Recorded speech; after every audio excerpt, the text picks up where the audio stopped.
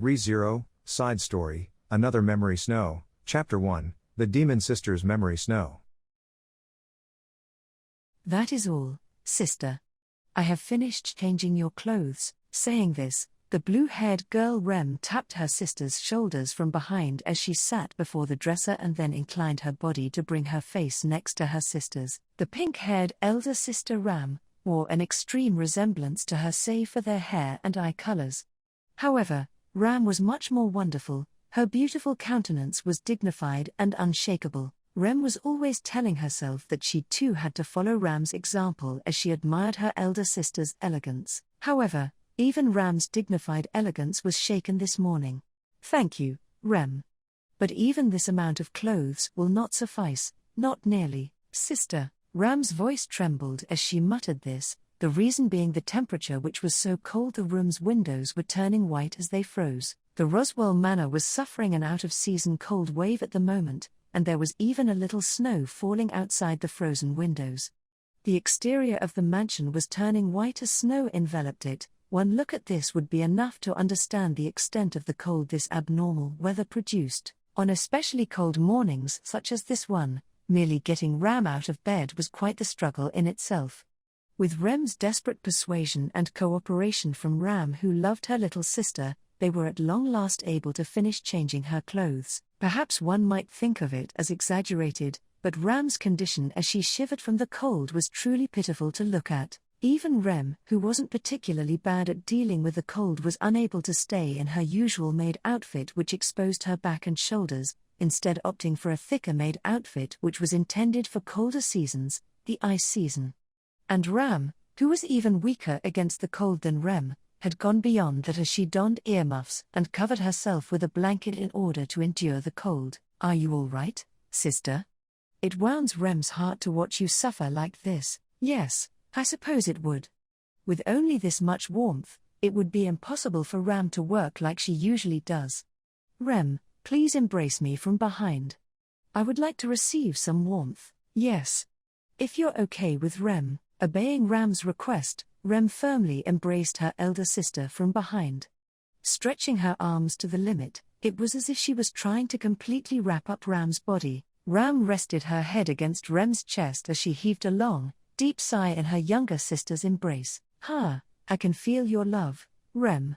Perhaps we should just stay like this until the sunshine starts pouring in.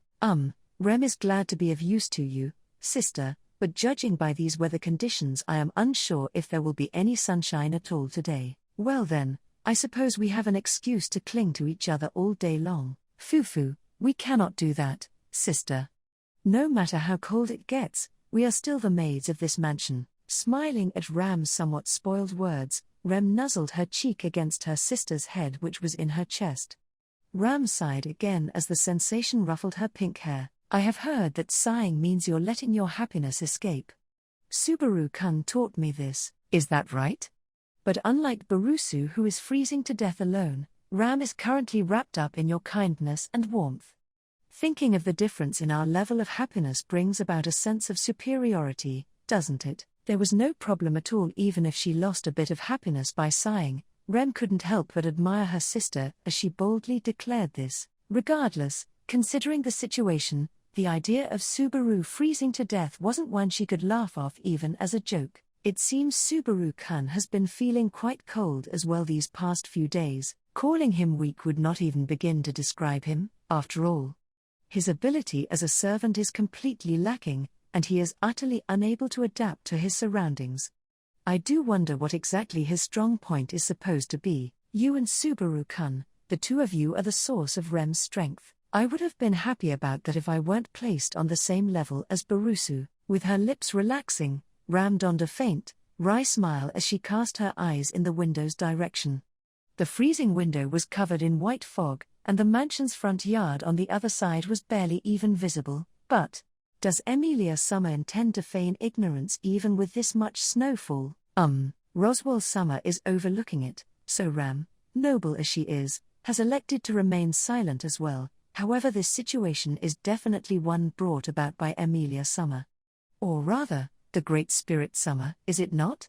Emilia Summer isn't particularly suited to deception, after all. When she heard Ram's deduction, Rem forced a smile as she murmured this. The extreme chill that had been assailing the Roswell manor for the past few days, the reality of the situation was that almost everyone in the mansion had seen through it, and knew what exactly was causing it. The Great Spirit who accompanied Emilia, bearing the form of a cat, had entered his magical release period. I suppose his degree of freedom within this mansion is not quite what it was back in the forest. To think that he would cause this cold because of that.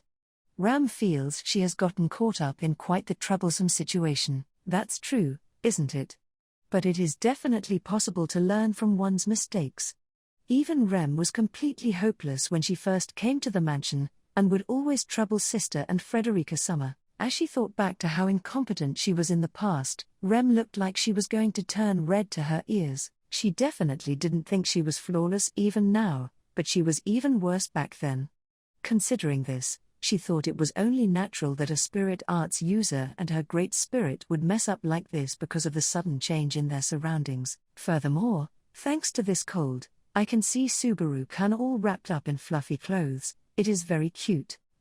I can't overlook what you just said. If it's about being wrapped up in fluffy clothes, surely Ram is more than a match for him. And if it's about cuteness, it is definitely an overwhelming victory for me. My sister is wonderful. But Subaru-kun is important to me as well. How stubborn. Ram's response was short, but her expression was gentle and her voice was warm. This caused Rem to display a faint smile as well, after which she curtsied where she stood. At this rate, Emilia Summer and the Great Spirit Summer should be done with their little secret in a few more days. I am happy to be able to see you in your ice season clothing in the meantime, sister. It seems you've developed a talent for sweet talking. Very well, I'll play along. Thank you very much, sister. Well then, it is about time we started working. Rem has to go see Subaru-kun too, there's no helping it. Thanks to you, I feel like I can move my body a bit. But I must request that you embrace me once every hour. Yes, understood. All right then, I shall see you later. With a last look at Ram, who was bundling herself in her blanket from the cold, Rem headed towards Subaru's room. I ended up saying that to sister, but she felt apologetic toward her shivering sister. In truth, not even Rem knew how long Emilia and Puck would take to deal with this. She certainly pitied Subaru and her sister for having to deal with this cold, but she was also happy that she was able to see them wear things that they wouldn't normally choose. Rem's feelings were complicated. The sole point of anxiety was that the snow might end up crushing the plants and flower beds, but Beatrice Summer somehow managed to do something about that. As she said this, she took a look out of the corridor's window, at the white snow that was falling in silence. The only thing Rem was worried about was the effect this would have on the plants and flower beds she dutifully trimmed every day, but thankfully they were secretly protected from harm by Beatrice's valiant efforts. It seemed as though Beatrice was helping Emilia and Puck from the shadows. It looked like she had erected a barrier that would prevent the cold from overflowing into the outside of the mansion. In summary, the responses of each of the mansion's inhabitants to this cold were as follows. Roswell was simply waiting and watching, and Ram complied with her master's intentions. Beatrice was supporting them in secret, and Subaru was just being toyed with. Subaru-kun, how cute. Now that it was this cold, Subaru would suddenly have his snot frozen before he even realized it, so Rem definitely had to do something for him. Thanks to this cold, she had a justification to never take her eyes off him. But it might be troublesome to my sister if I said this, so I won't. But even Ram had gone as far to say that she wanted to be embraced once every hour, which was awfully cute of her. Rem was already satisfied with that much. Even if this cold were to persist for a few more days, she wouldn't mind in the slightest. It was how she felt. With a spring in her step, Rem was the one enjoying the mansion's chilly weather the most. But unfortunately for her, that modest, wicked wish of hers would not last long. Because when Subaru realized that his windows were frozen, his snot was turning into icicles, and his neck was producing creaking sounds when he turned it, he set about searching for the culprit with vigor and soon exposed Emilia and Puck's involvement. And then the fact that this was happening because of Puck's magical release period, the fact that Beatrice was supporting them in secret, and the fact that Emilia really did seem to be trying to keep this a secret. Having discovered each person's involvement, everyone gathered together to think of a solution to this problem. But as expected, the one who spoke up was Subaru. This is the grand opening of the first Shikishiki, the Roswell Manor-sponsored snow festival. As Subaru loudly declared this, Rem secretly burned his profile into her heart. Sister, all of the villagers from Alam have gathered in the front yard. The Shikishiki Snow Festival shall soon begin. Shikishiki, please stop using that nonsensical term. Ram, who was wrapped up in her blanket, warned Rem, who had come to wake her up. The time seemed to fly right by, and it was now the morning of the snow festival Subaru had proposed. The cold weather Puck had brought about caused snow to cover the mansion grounds. The snowfall was especially heavy in the courtyard, and produced a genuine snowscape the likes of which one wouldn't often see even in the ice season. Within this snowscape, there were a number of faces one wouldn't usually see around the mansion. They were villagers who inhabited Alam. Having been invited to the snow festival, they were showing their readiness to participate in the snow sculpture making. Since almost everyone from the village had shown up, the mansion was extremely lively. This is yet another one of Subaru-kun's personal virtues. After all, they're probably just aiming for the prize. But there's likely no small number of villagers who are just like Barusu in that they just want to have fun with this festival. In response to Rem's strangely prideful words, Ram, who was stirring in her bed, spoke with dissatisfaction. As she listened to her sister talk, Rem threw open the room's curtains. She definitely couldn't say the skies were clear, but there was a world of difference from the gloomy weather they had these past few days. Rem had heard Subaru and Puck discuss this, that Puck would create all the snow they needed in the night, and keep the temperature at a level where it wouldn't melt for one day, but to freely manipulate the weather to this extent. The Great Spirit Summer really was a great spirit after all. I understand what you're trying to say, but that irreverent way of putting it is quite cute, Rem. I apologize. It's just, he is always frolicking with Emilia Summer, frolicking in Emilia Summer, playing with Subaru-kun, basking in the sun. That was how he appeared to be. To be honest, Rem's impression of Puck wasn't much more than that of a talking cat. Now that she had actually seen his power, she could finally understand his true nature. That Great Spirit Summer could not possibly be such an easygoing being. Sister, I was just saying that it would be ideal if he really was satisfied just sunbathing and eating small fish like a real cat. Anyway, what do you wish to do, Rem? Rem tilted her head, unable to hear her sister's low voice, and Ram asked her this in response. Having been asked what she wanted to do, Rem pondered for a bit. As one of the mansion's maids, Rem figured she probably had to help out with the snow festival. However, Subaru, who was full of vigor, told them to leave the festival in his hands, his breath wild. Thanks to him, Rem did not have much to do today beyond her usual chores.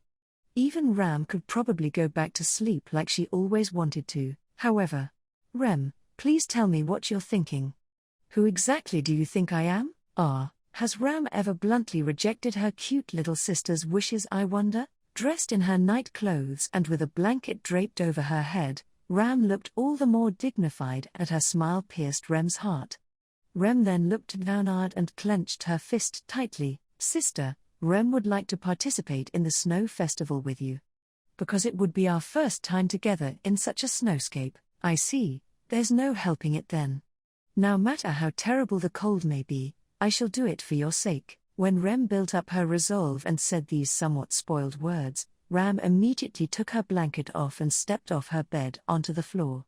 Rem's eyes widened when she saw this. Is it really okay, even though you struggle with the cold? If it's for your sake, Ram can easily overcome a struggle or two. In exchange, please help Ram change out of these clothes. Because of the cold, merely standing up pushed me to my limit. Why, yes.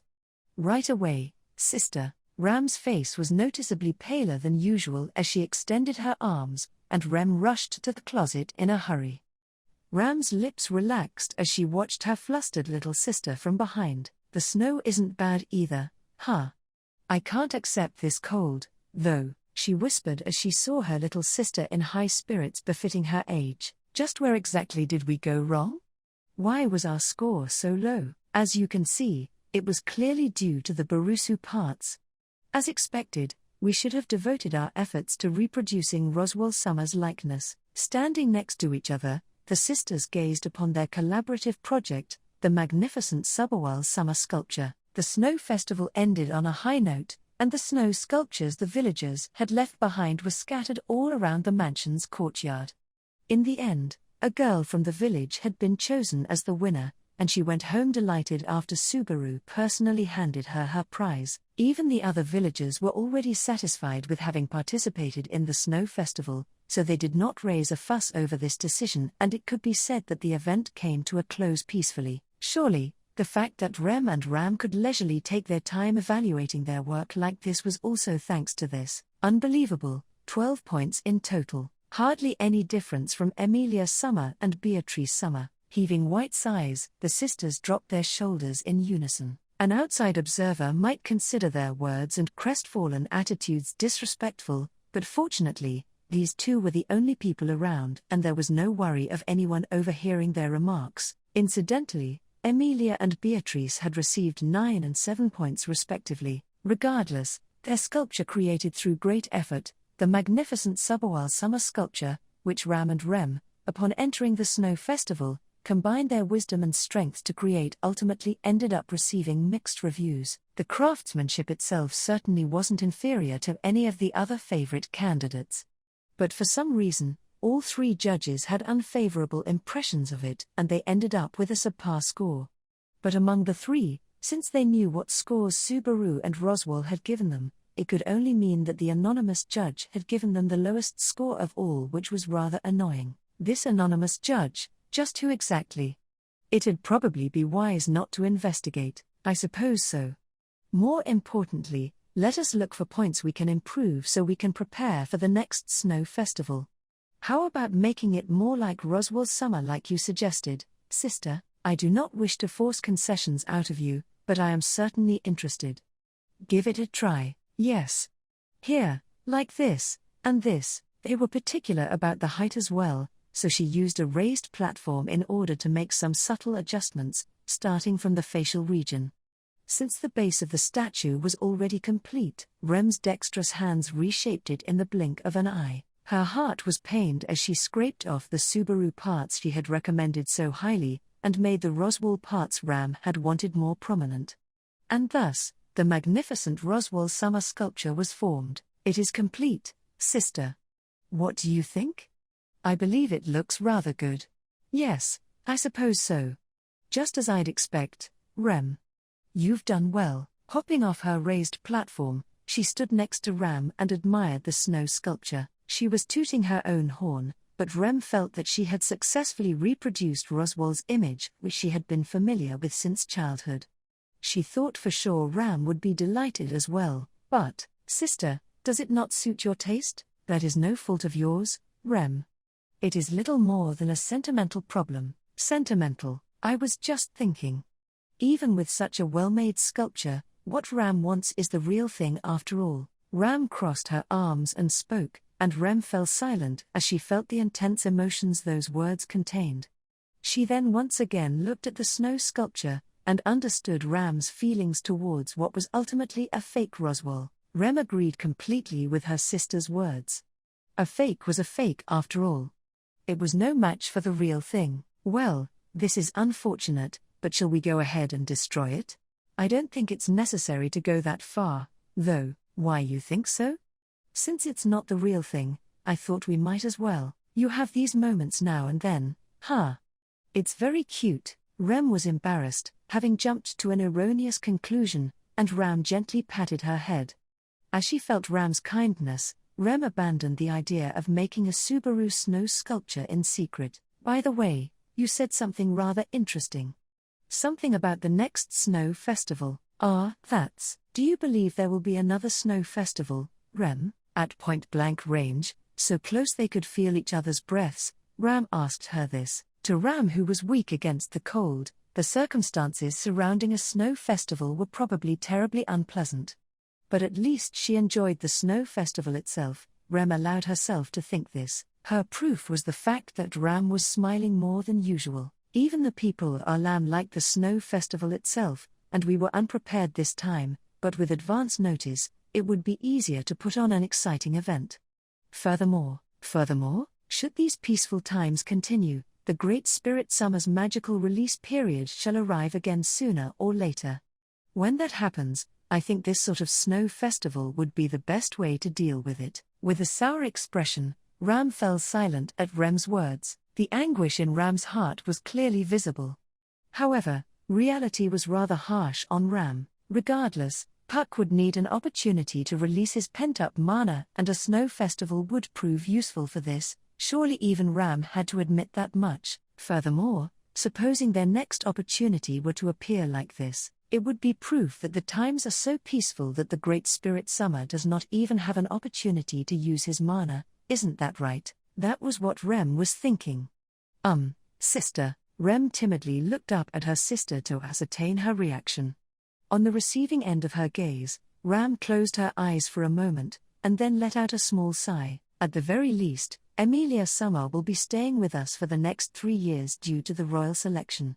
It would be difficult to say nothing of the sort will happen again in that time, so I don't think it's a bad thing to be prepared for when that time comes, sister. Rem's eyes sparkled as she heard Ram's kind summation. She then leapt into her sister's chest and embraced her.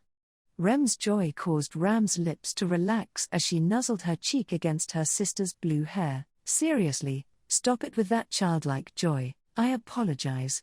But I'm so happy. Getting to play with my sister like this. Even back in the village, it didn't happen very often. When they were children, the sisters spent almost all of their time together. However, spending their time together did not mean they played around particularly frequently. This was in part because Ram received special treatment as the hope of the demon clan, but simply put, it was also because Rem's lack of talent rendered her incapable of keeping up with Ram. Freedom from such roles and the collapse of the invisible wall between them, both of these were due to the burning of their village and the loss of Ram's horn, so she definitely couldn't just be happy about them. How foolish. Perceiving the slight sense of guilt that had manifested within Ram pulled her little sister into her chest. Rem yelped in surprise as Ram caressed her back and then looked up at her elder sister. With her face right in front of her, Ram formed a smile full of affection that she would only show to Rem. Ram is your elder sister. So whatever you want to say and whatever you want to do, tell me. After all, weren't you able to do that just this morning? Rem was unable to get her words out, so Ram gently called to her to help her relax. This sound brought Rem an immense sense of relief. I would like to do this again. I want to enjoy another snow festival with you, sister. What a hopeless kid.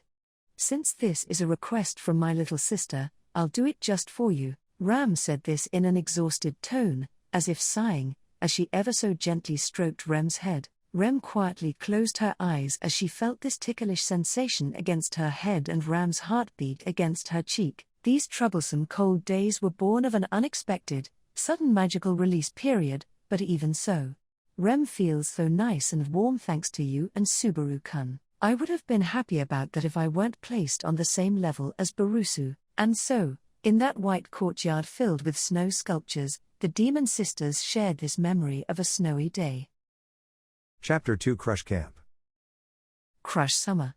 Crush Summer. In the capital of the Kingdom of Lagunica, a loud voice resounded through the Carsten family's secondary residence. With their short skirt and flaxen cat ears fluttering, a lovely character dressed in a blue-toned outfit dashed through the corridor with light steps. Out of breath by the time they reached the room they were looking for, this person flung the door open and barged in. Crush Summer. You're being rather boisterous, Ferris. Is something the matter? Greeting the cat-eared intruder was the calm voice and countenance of a beautiful woman. This voice came from the imposing woman sitting at the desk in the room, using her quill to attend to her duties. The woman's voice contained a tiny trace of affection only known to those close to her, and receiving this affection directly, the other person smiled gently. Yes, Crush Summer. It's incredible, it's shocking, it's astonishing, I tell you. The fact that you're emphasizing it to that extent with such a lively voice, I must say I'm expecting something quite significant indeed. So, what kind of tale shall you amuse me with? My Mew, please don't put that sort of weird pressure on me, Crush Summer. But Fairy Chan's got something so surprising it'll blow those expectations away. Saying this, the cat-eared person passed by the desk and went to the window on the other side of the room. They then pulled the thick curtains covering it to the side. Please have a look outside the window, Crush Summer, this is snow. Ha! White crystals of lightly falling snow danced down outside the window.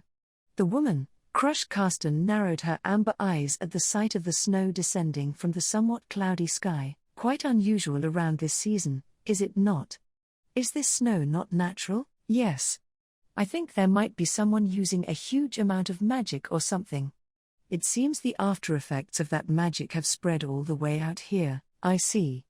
A being capable of manipulating the atmosphere to this extent would certainly be quite the threat, but, rising from her desk, Crush approached the window which had its curtains opened.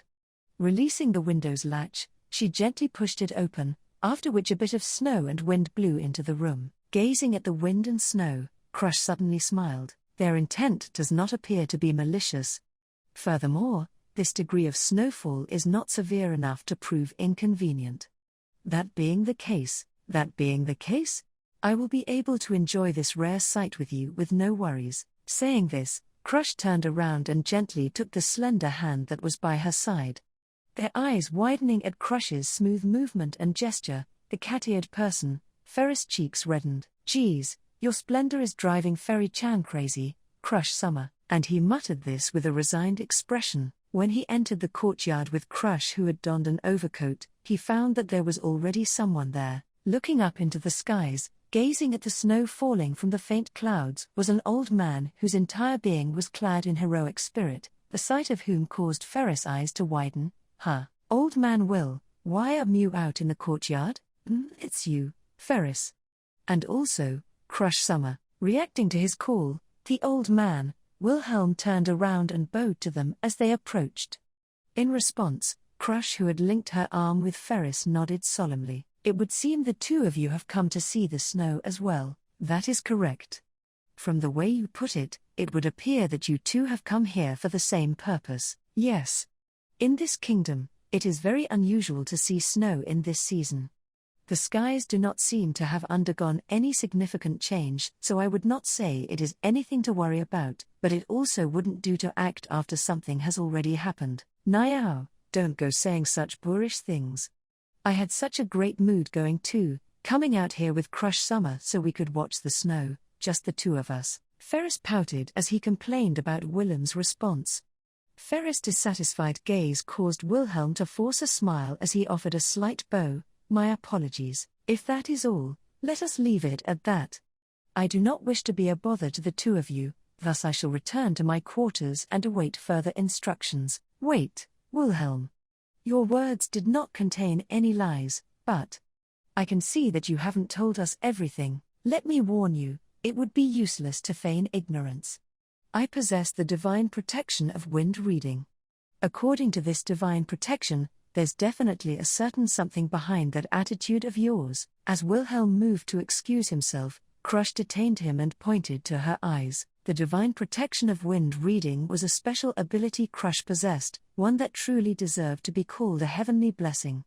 By reading the natural flow of wind, the user could even comprehend others' emotional states, a divine protection granted only to a special few. Simply put, lies would not work on Crush. Wilhelm's expression changed to one of hesitation when Crush called him out with her powers of observation.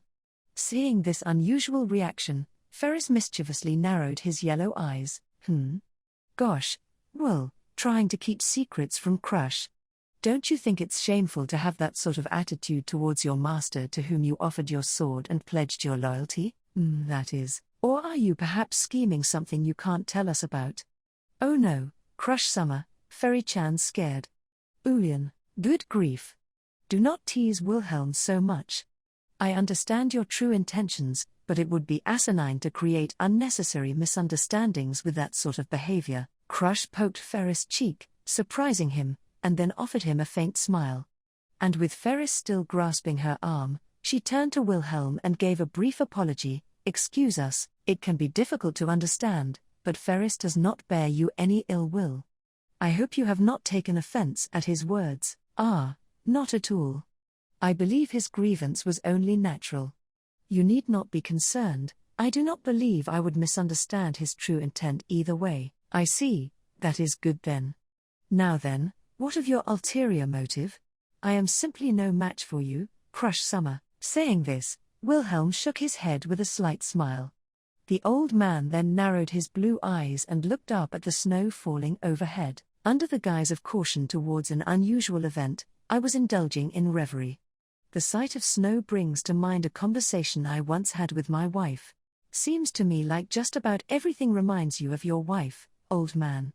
There's nothing new about that. It is rather embarrassing that I have no response to that. With his eyes still on the snow, Wilhelm simply accepted Ferris's statement without attempting to deny it. Flashing through those blue eyes of his were deep love for his dead wife, Theresia van Astria, and nostalgia for those bygone days. His feelings towards his dead wife were a major factor in Wilhelm's decision to become the royal selection candidate Crush's vassal. 14 years ago, the kingdom carried out the great conquest in order to subjugate one of the 3 great witch beasts, the white whale.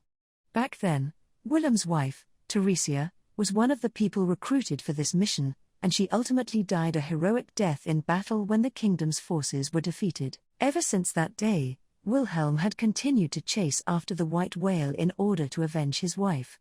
Crush had promised to help him fulfill this most cherished desire of his, and thus made the sword demon her vassal. Understanding how dangerous the path would be, Crush chose to answer this old man's wish. But it kind of sucks to always hear your love stories about your wife whenever something happens. My apologies.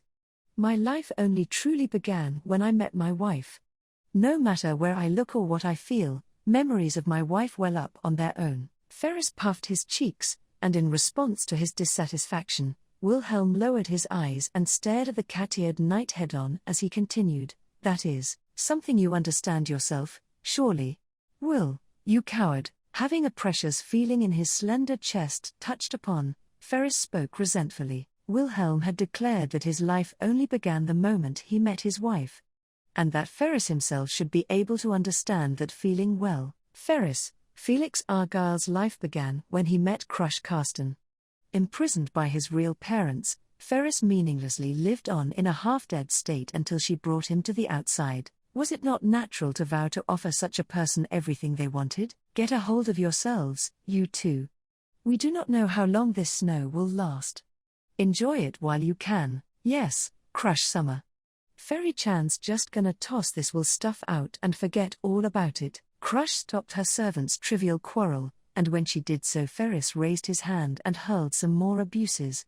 Wilhelm smiled bitterly at this, and Crush continued, "Well then, might I ask what sort of memory with your wife you were looking back on as you gazed at the snow?" "Yes, of course. I find it rather delightful that you would wish to learn about my wife." As Wilhelm smiled broadly, Crush faced him with a gallant expression. As he watched this from the side, Ferris couldn't suppress the bit of envy that welled up within him. It might have looked as though Crush was simply saying this sort of thing to show her consideration and magnanimity towards her servants, but that was not the case. She proposed this because she was genuinely very interested. It was not because she had an interest in others' love affairs as was commonly said. The reason was a lot simpler. It was because Crush was a swordswoman who admired the sword demon Wilhelm van Astria. Setting Crush's true feelings aside, Wilhelm, whom she had asked to tell her about his memories, nodded a few times and then quietly turned toward the end of the courtyard. In his line of sight was some shrubbery being covered in bits of snow, and a small flower garden. My wife was a woman who liked to admire flowers. Regardless of what kind of flower it was, she would say they each had their own good points, so she did not choose any one type to admire. But even so, she did have some flowers that she was particularly attached to. For instance, the yellow flower Diana, which can spread its roots in any environment. You occasionally see them in the capital too.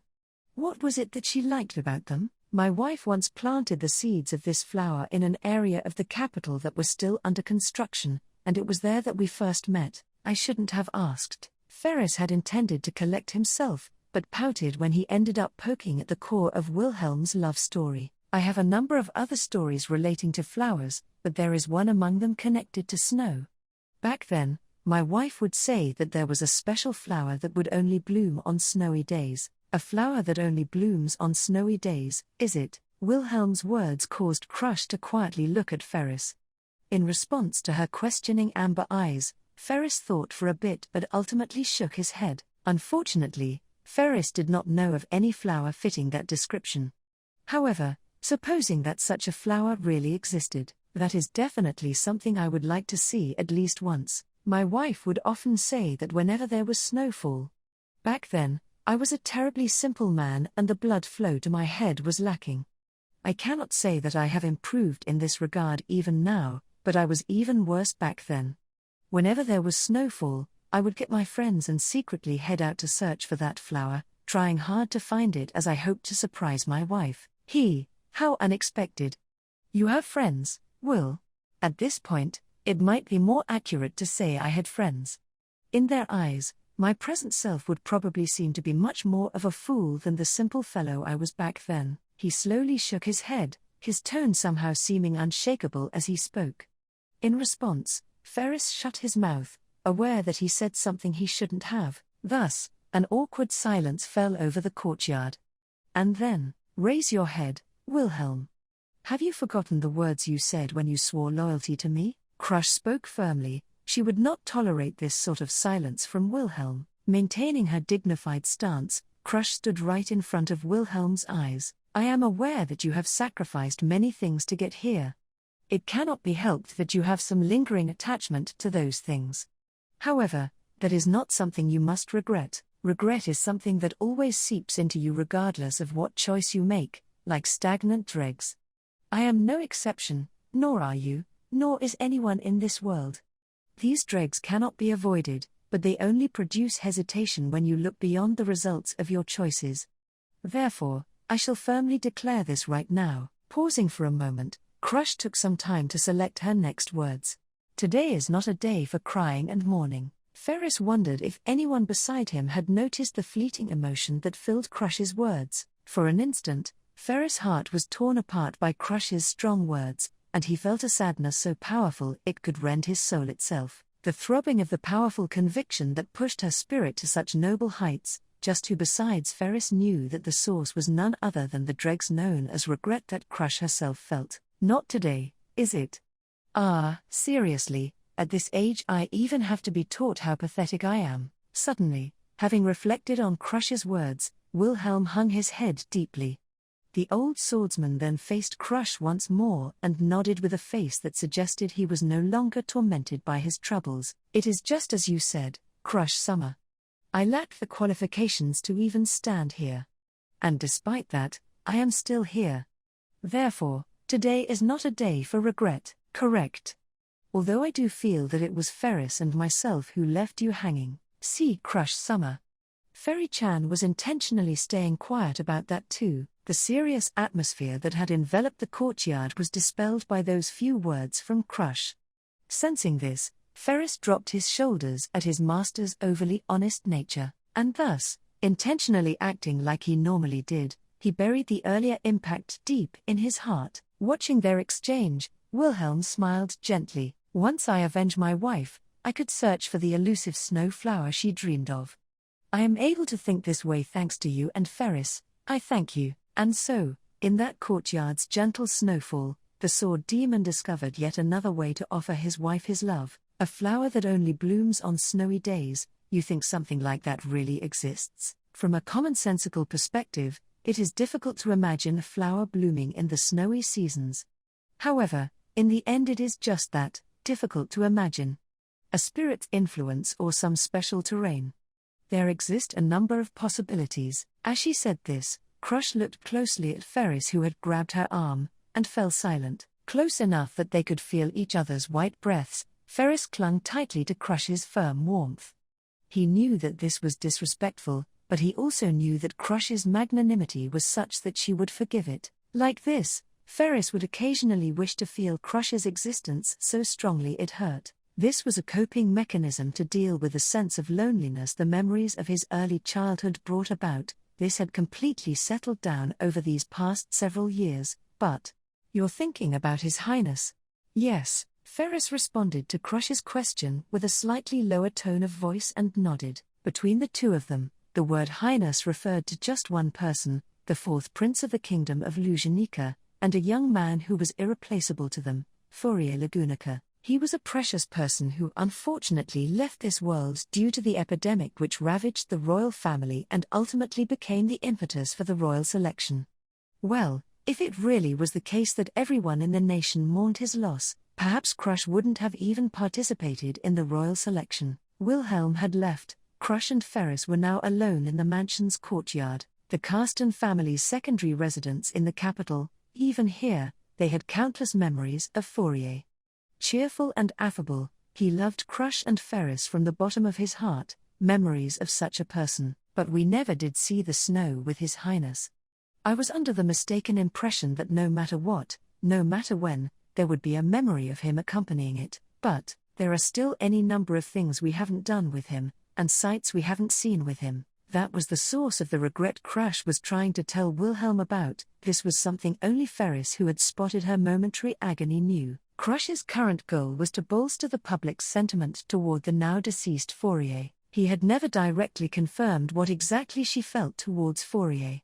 However, Ferris was not heartless enough to ask her such a cruel question, so he simply wished to share her feelings towards the person her eyes were looking back on. If His Highness were here, he'd definitely be having the time of his life in the snow, huh?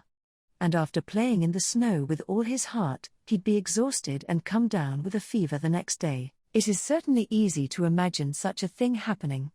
It is as if I can hear him imploring you to cure his fever. Yeah. Perhaps he would simply dislike the cold, and complain about it. After all, wasn't he always bundled up in fur because he was so sensitive to the cold? Fourier would often choose to don an overcoat made from animal pelts. Ferris' impression of him caused Crush to lower her eyes ever so slightly. Because he was the Lion King, eh? No, it's nothing. I was just admiring the fact that you were watching him so closely. Well, it was obvious that I would. After all, this is His Highness we're talking about here. He really stood out. He was always so boisterous, and he just wouldn't leave you alone. Loved by all, he was always the center of attention, and for some reason seeing this made her proud. She liked him. She loved him. It wasn't about the relationship between a man and a woman, she felt that way toward him as a person. Speaking of snow, there was that marriage proposal His Highness suddenly received from the Holy Kingdom. Judging by how desperate he was back then, perhaps he really was no good at dealing with the cold. Crush summer. As Crush reminisced nostalgically, Ferris shook his head. Releasing Crush's arm from his grip, Ferris stared at her face to face. It was his own joke that started it, but he did not want her to misunderstand Fourier's feelings. He loved Crush from the bottom of his heart. So, the reason he turned down that proposal was not because he disliked the cold. His Highness. I know, Crush summer. I know, Ferris. I know. Repeating these words any number of times, Crush would not allow Ferris to finish that sentence, and Ferris realized too late that what Crush was showing him was not rejection, but consideration. If at this moment, Ferris were to speak Fourier's feelings in his place, the wound in Crush's heart would once again bleed, and they would both have no choice but to admit that the responsibility for that lay with Ferris. The two fell silent, and the snow falling from the sky slowly piled up on their hair and shoulders. The freezing snowflakes caused Ferris' shoulders to tremble slightly. The wind wasn't all that cold, but if they stayed like this they would certainly be chilled to the core. Perhaps they were no longer in the appropriate state of mind to enjoy the snowy scenery. Ferris. As if reading Ferris' thoughts, Crush called his name and offered him her arm. In response to this gesture, Ferris hesitated slightly and then timidly took her arm once more. The distance between them was one they were completely used to, and Crush gently stroked Ferris' head. I wonder how His Highness would have taken Wilhelm's tale of that snow flower. There was no need for them to keep talking about Fourier. But if they decided to avoid the topic of Fourier now, there would be no going back. Fourier definitely wasn't someone who had only left them with sad memories. Crush's attitude was proof of this, and Ferris felt ashamed of his thoughtlessness. He then nuzzled his face against Crush's shoulder with no hesitation. His Highness would definitely go and exaggerate it like crazy. He'd probably say something like how finding the flower means your wish will come true. And then he'd be all excited about going to look for it. I can practically see it, but Ferris would stop him by telling him he needs to prepare properly.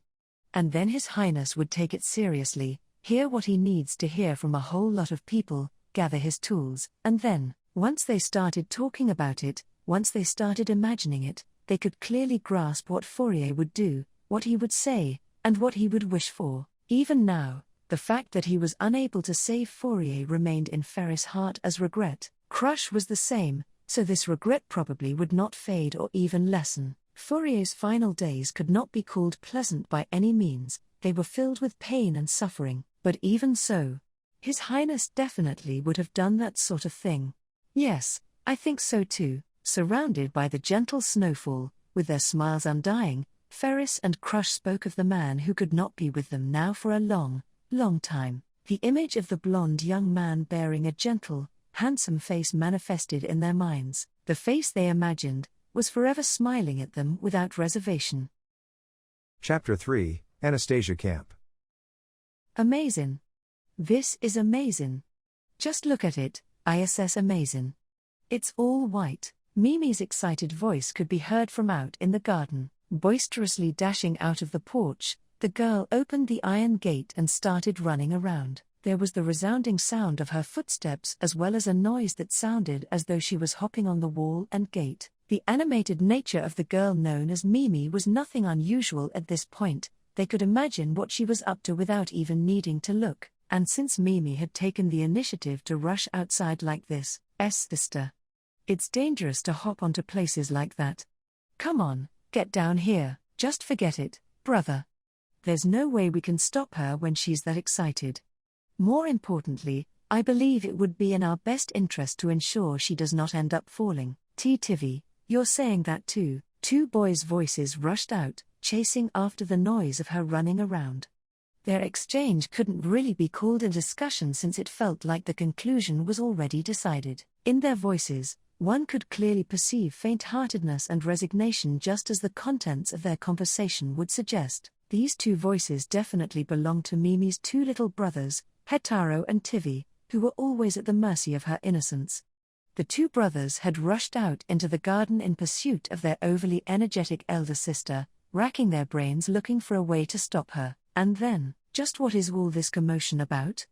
What's got Mimi so excited? Yet another person with an entirely different kind of voice cut in. That was the voice of a young man, retaining a little of the high pitch from before his voice dropped. The young man had come out here to find out what exactly was causing all of this commotion, and was rendered speechless mid-sentence. His breath seemed to catch for a moment, after which the young man's lips parted once more. What is this scenery? Don't tell me you lot went and did something. Mug you, oh. Joshua, you suck at dodging. That was a super direct hit. His astonished shouting was immediately followed by the sound of him falling onto his behind as he shrieked. He then heard Mimi burst into laughter, and found that Hetaro was at a complete loss. What? Calm down, Joshua. Sturdy yourself. That just now was our sister's doing. Unfortunately for you, you're going to get wrapped up in this. Wrapped up in hold on a minute. The young man, Joshua, desperately called for some restraint in response to this abrupt situation. However, Mimi, who prioritized having fun above all else, ignored him and resumed whatever she was doing with it. Take this. Faint sounds rang out consecutively as something rapidly struck the wall and the ground. The three of them desperately ran around trying to escape from this something. Sister. That's terrible. That's so mean. Phew, ha ha ha. The conditions of a battle are always changing. If you've got time to whine, then go ahead and launch a counterattack. Hetaro, talking is useless, brother. And Joshua, you're going to be her victim yet again at this rate. This isn't why I came out here. Hi. Strange shrieks and joyful laughter overlapped, and the area was turned into a battlefield in an instant. The man who was listening to all of this intently smiled as he heard the nearby garden turn into a fierce battleground, and then, when he took a look outside the window in the direction the voices were coming from, the reason Mimi and the others were frolicking about so joyously gently descended into his field of view. Looks like those kids are having the time of their lives, huh? As he looked out the window, The woman who was with him casually addressed him. The owner of this voice was also the owner of this room in which she was at a large desk, attending to her paperwork. In response to her voice, the man returned his gaze to her and nodded. Yes, if you find them to be a disturbance, I shall head out and warn Mimi and the rest. Ah, it's fine, it's fine. I've just finished my work myself. I had completely blocked it out while I was working, so it was a bit of a surprise when I suddenly heard it. Is that so? If so, this might surprise you even further. Closing one eye in response to the woman's gentle, elegant smile, the man, Julius Julius, directed his refined countenance towards the window, and when he felt her turn in the same direction, he continued. It is snowing, Anastasia Summer. Standing up, she walked over to the window and gazed upon the scenery outside it. Before her, in the garden of the Hoshin Company branch office, which was serving as Anastasia's base in the capital, she could see that just as the earlier commotion suggested, Joshua and the three siblings were enjoying themselves as they played in the snow, although Joshua and the brothers might object to putting it that way. After all, them playing in the snow essentially amounted to just running away from Mimi as she rapidly formed and threw snowballs endlessly. It was a problem of sentiment for Hetaro, a problem of pessimism for Tivi, and a problem of endurance for Joshua, due to which they were each unable to launch a counterattack against Mimi and were thus forced to remain on the defensive. Regardless, this game wasn't dangerous enough to warrant a scolding, and Mimi and the rest probably weren't the only ones enjoying themselves in the snowy capital right now. Even setting aside the fact that this wasn't the right season, it was quite rare for the capital to see snowfall. Surely most of the capital's residents would accept that this was an unusual occurrence, and the way they accepted it would vary from person to person. This place was no exception. Snow? Why is something so troublesome gotta go and happen? In contrast to the tumultuous merriment going on outside, the woman, Anastasia, was extremely troubled, possessing wavy, light purple hair, adorned with high-quality goods even though these were her work clothes. With her beloved white fox scarf wrapped around her neck, she was a woman whose pale blue-green eyes could see through almost anyone. Her mutter offered a glimpse at her anguish, causing Julius to smile wryly as he perceived this. What's with that face of yours? Perhaps you have something you'd like to say to me, Julius? No, please do not concern yourself. I was simply relieved that the reaction you had when you heard it was snowing was no different from the image of you I had in my mind. I wonder if I can really be happy about what that implies. Alluding to the slight change in his expression, Anastasia pouted in displeasure. Regardless, Julius' words did not really have any hidden implications or anything. In truth, Julius really was relieved, and he understood too, that Anastasia Hoshin, the woman Julius Julius had recommended for the royal selection which would decide the next ruler, was this kind of person. One could only naively feel delight at the mention of snow if they were in a position free of responsibility. If one was aware they were in a higher position, they could not simply receive such news with joy. In order to live up to their responsibilities, they would also have to consider what would happen after the fact, and what secondary effects it would have. Anastasia Summer, about this snow. Supposing this snowfall continues with no signs of stopping, I guess I'll have to devise some ways to cope with it. The company's transportation fees and storage charges are nothing to sneeze at, you know. We do have reserves for winter stored in each location, but perhaps it would be ideal to check out the big cities at least. Linking her hands in front of her chest, Anastasia's expression turned serious as she thought about how she ought to deal with the snow. He couldn't fully read how the abacus of thoughts in her head was moving, but even that part served as more than enough proof that she was qualified to compete for the throne. The items in demand will probably change too. The sun's whims sure are troublesome. Julius, there's that expression again. Really, what exactly is the matter? Julius was staring intently at Anastasia's face as she agonized over how to best deal with the situation, causing her to frown at him. She felt around her face with her hands and, could it perhaps be that I have some ink splashed on my face?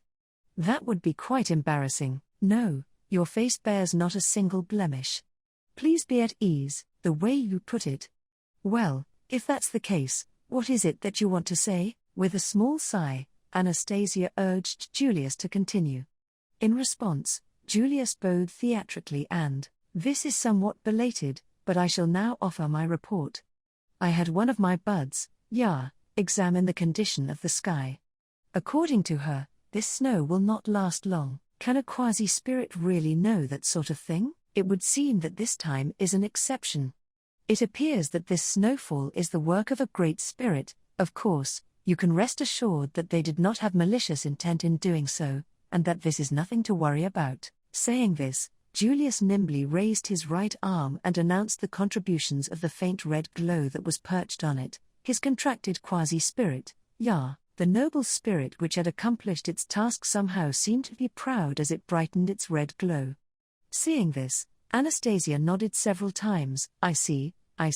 If you're saying all of that, then it's probably no big deal after all. What a relief.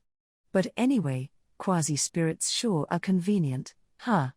Can they comprehend the sun's mood at any given time? No, as I just said, this time was an exception.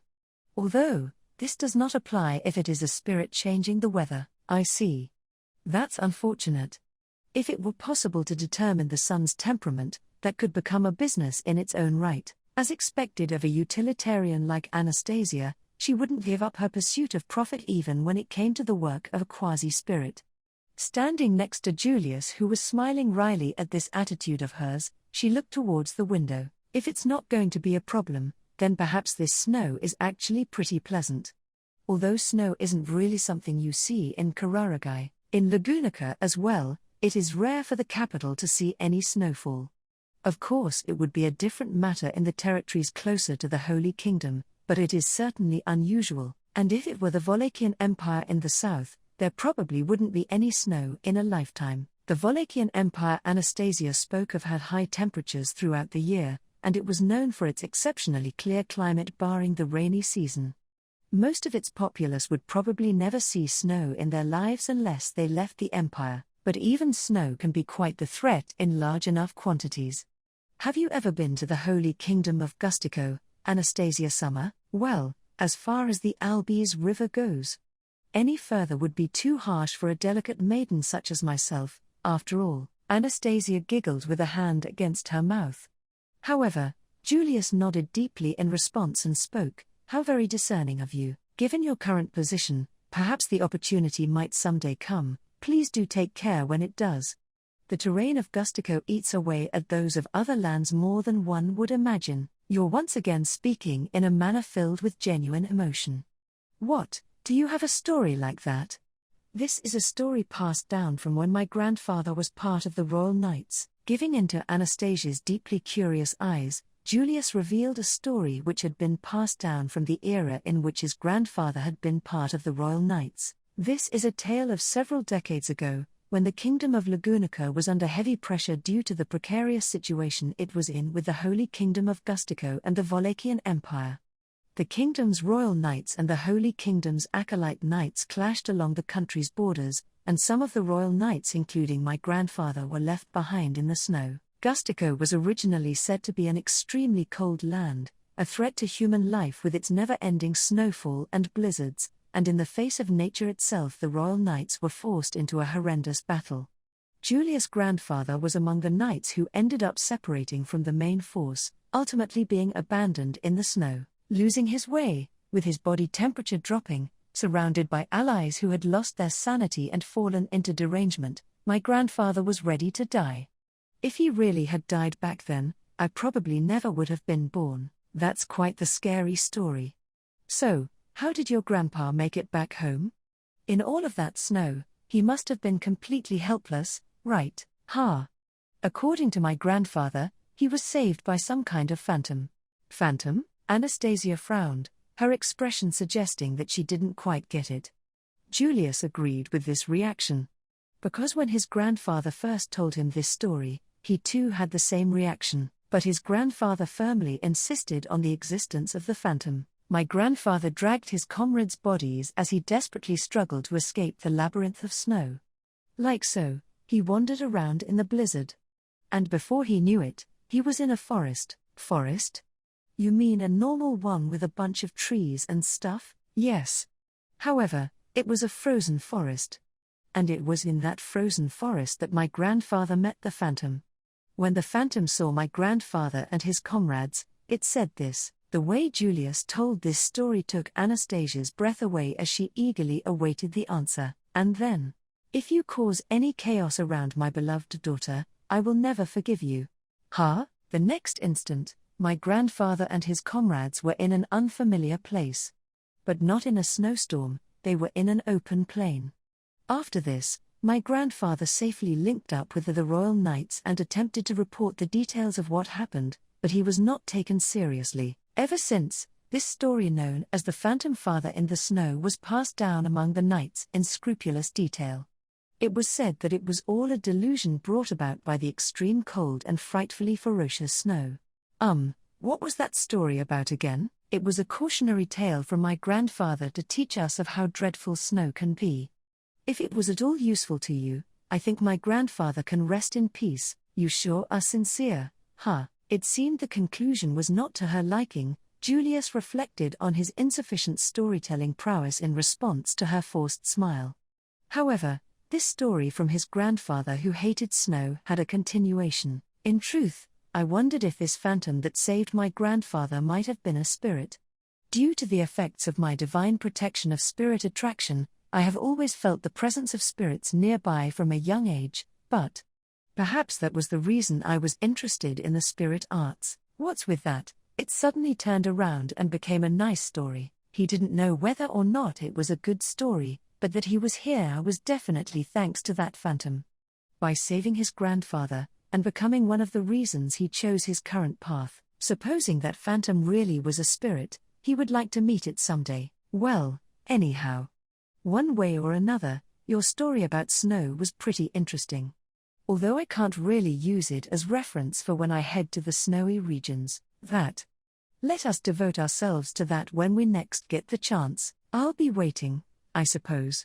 You went to the trouble of telling me that story, but with the amount of snow we've got right now, it looks like Joshua's going to be the only victim. Outside the window, Mimi's laughter could be heard even now, causing Anastasia to shrug her shoulders. Julius' younger brother Joshua was most likely desperately resisting Mimi's snowy attacks even now. They could no longer hear the screams that had been present until just now, so it seemed he was really concentrating now. Maybe he got done in and ended up getting buried in the snow. It is me saying this, but Joshua too is a member of the Dulcalius family, Anastasia Summer.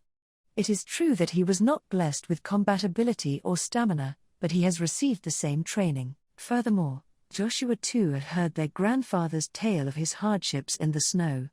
Perhaps Joshua had his own feelings towards snow, and measures against it, but in response to Julius' assertion, Anastasia closed one eye. It's good that you love your little brother, but it's a different matter when it makes you misread the situation, isn't that right? To put it in terms of suitability, this is a match to which Mimi is suited and Joshua is not. That is, just as you say. Even Julius had no rebuttal to what Anastasia had earnestly pointed out. Certainly, no matter how he looked at it, his statement just now was far too biased. In truth, Mimi's ability was at a level even Julius wasn't used to. Unfortunately for Joshua, he was most likely completely outmatched. Are you perhaps feeling down? You don't really need to feel that way, though. I don't think the way you want to have faith in others is a bad thing. Want to have faith, is it? Although you could perhaps use just a little bit of self-reflection considering that apparent lack of self-awareness. Julius' yellow eyes showed bewilderment in response to these unexpected words. Wanting to have faith, that was the first time anyone had said anything of the sort about him. As Julius sincerely thought about how he should take this, Anastasia tilted her head. Don't you think? The way you have faith in Joshua is part of it too. At your core, you're fundamentally a person who believes in others' potential, isn't that right?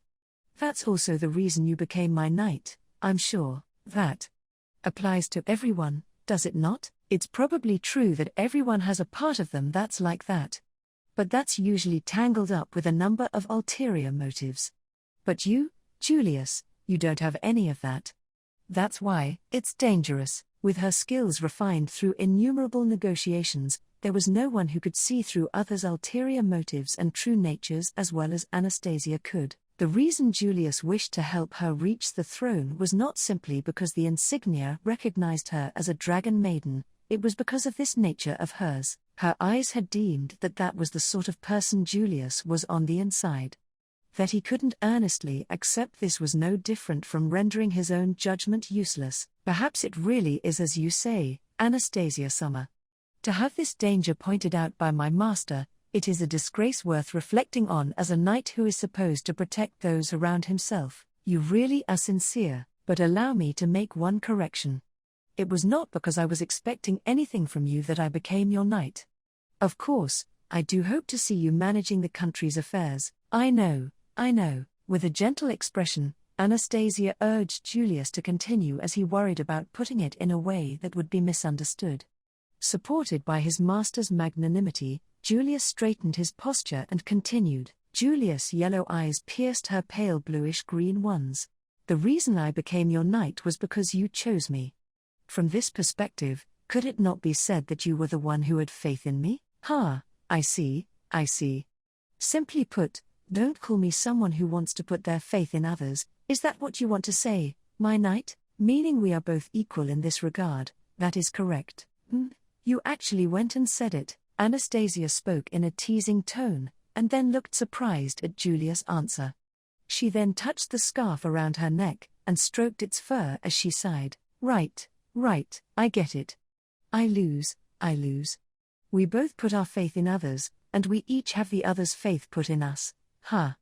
That's kind of complicated. In response to her words, Julius started to reflect on what he had done, wondering if he had inconvenienced her. But when he saw her expression, he put a stop to this. Anastasia's smile would not let him do something so inelegant. What's this now? Looks like you guys are having a great time. How about I join in as well, you lil brats? Kya. It's the captain. Amazing, captain. That's an amazing snowball. Captain.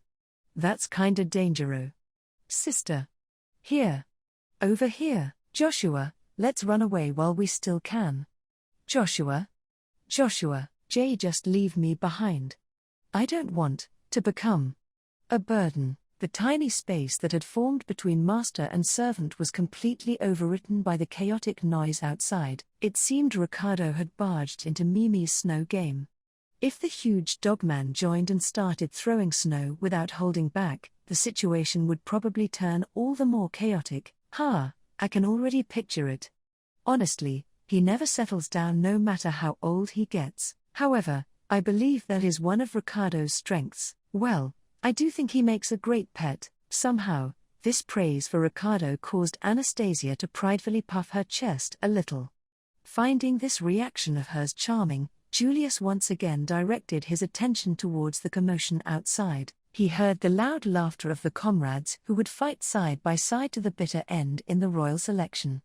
This produced a very pleasant sensation in Julius' heart. Perhaps it is a bit late to ask this, but what do you think of snow, Anastasia-sama? Didn't I tell you right from the start? Depending on the situation, it can block roads and thereby cause the transportation fees to pile up, ruin our storage charges, and change what's popular. It's a real pain. Anastasia outlined a number of points concerning snow from a merchant's perspective. However, after she mentioned all of these grievances about snow, she continued, but, if I'm just looking at it, it's actually rather beautiful. Snow. Yes, I think so too. Anastasia reluctantly muttered this under her breath, and Julius agreed with her. The knight then slowly turned towards his master, and offered her his hand. Anastasia stared at this hand. Anastasia-sama, would you not like to take a short break? Fufu, to make your master slack off, what a bad knight you are. You'll make that finest title of yours cry, you know. If it is for the sake of this moment, I do not regret that. Julius answered Anastasia's teasing provocation with a bold smile. In response to this answer, Anastasia nodded with satisfaction. All right then. Just a little. And saying this, she took the hand her knight offered her and stood up. Chapter 4, Priscilla Camp. He was unable to take his eyes off the profile of the woman who was gazing out of her window. Her crimson eyes housed a little surprise, and he noticed that her pink lips emitted some kind of sound. The woman then stood up in an exceedingly refined manner, and approached the window her beautiful face was directed at. She freely wore a dress that boldly exposed her chest and back. Forget extraordinary beauty, one would need beauty 2 or 3 levels beyond ordinary to properly wear such a dress. The woman effortlessly flaunted this dress, easily transcending these conditions available to only a special few by 5 levels as she reached out with her fair, slender hand and opened the room's window. The moment she did, a refreshing breeze blew into the room and scattered the bundle of papers on her desk, causing them to dance around the room. Surrounded by this scenery of dancing bits of paper, the woman continued to gaze outside without the slightest movement. Her lips moved once more and produced yet another sound of some sort. It was probably the same sound as last time. The man whose attention was completely focused on her profile couldn't quite make out what this sound was. Obelisk. You foolish commoner. Just how many times do you intend to make me repeat myself? The next instant, the direct impact to the middle of his forehead caused him to scream as he toppled over backwards.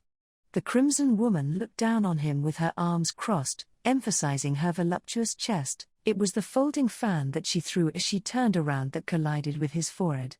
The speed and power with which she threw it were no joke. The impact's penetrating power was such that it might have split the average person's skull. Honestly, if it were anyone else taking such a blow, they would almost certainly lose some brain cells. Oh.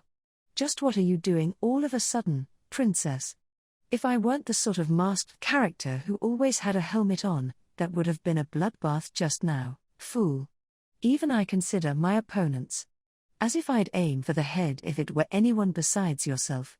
If it was Schult in your place, perhaps I would blow on his ear to bring him back to his senses. Oi. That's totally favoritism, isn't it? Surely even I ought to get a nice, sexy reward now and then. Why am I the only one treated so horribly? It is because you are my jester that I have let you off with this much. If you were some common miscreant, I would have taken your head off. Or are you perhaps dissatisfied with your current position? Here, what are you saying, princess? You can throw that fan at me whenever you want. Shaking his head which had received her attack, he gave her a thumbs up and immediately changed his tune.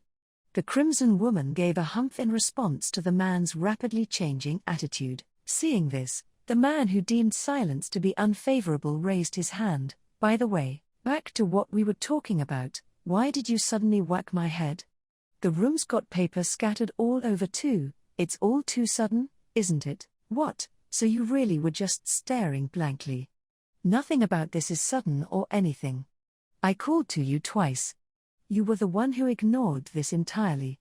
Ah, so back then, that was you calling to me, huh? Puzzled by this rather embarrassing situation, he tried to lighten the atmosphere with some fake laughter. Contrary to their color, her crimson eyes were cold like a blade. His strategy failed, although I can't shake the feeling that even attempting to calm things down was a mistake to begin with considering this appearance of mine. What are you muttering? Are you even listening to me, Al? Absolutely, I'm listening, princess. Picking up the folding fan that was lying by his feet, the man, Al, approached the woman and handed it to her. The part of Al's head which had been whacked by the folding fan was covered by a black helmet. It was thanks to this defense that his head wasn't split in two.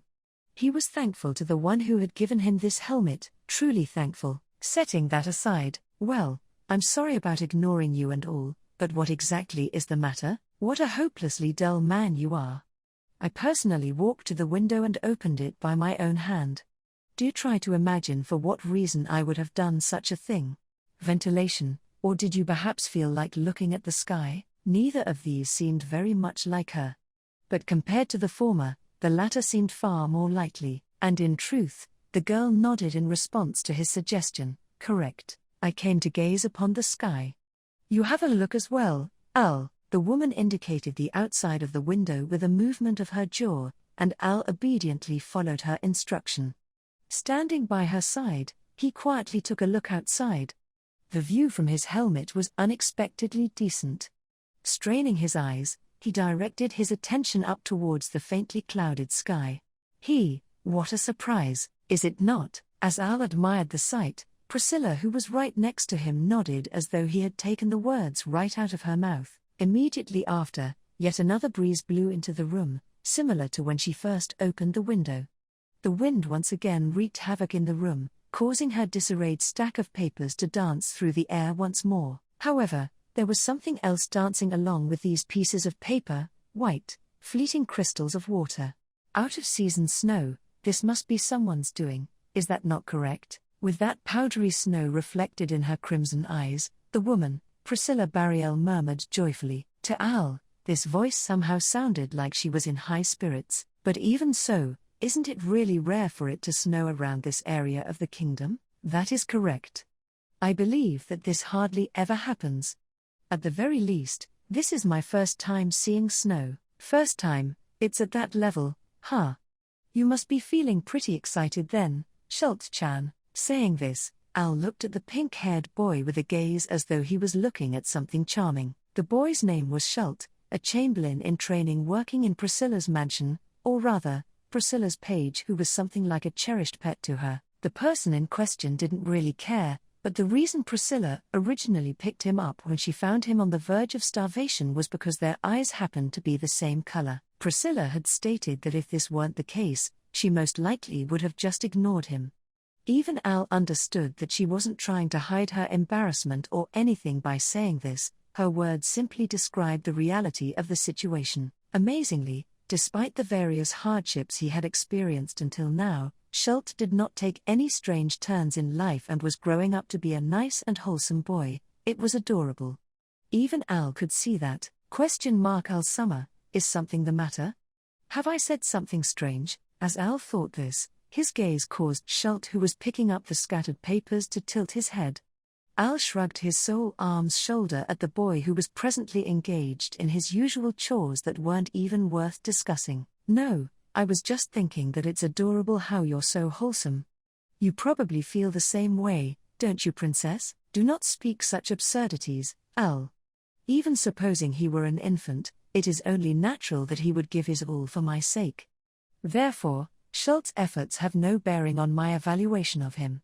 The reason I keep him by my side is only because his appearance and bearing are splendid, nothing more. That was an incredibly roundabout way of putting it, but basically, you just like the way he looks? Priscilla, who had given this haughty answer, humphed at Al's simplified explanation.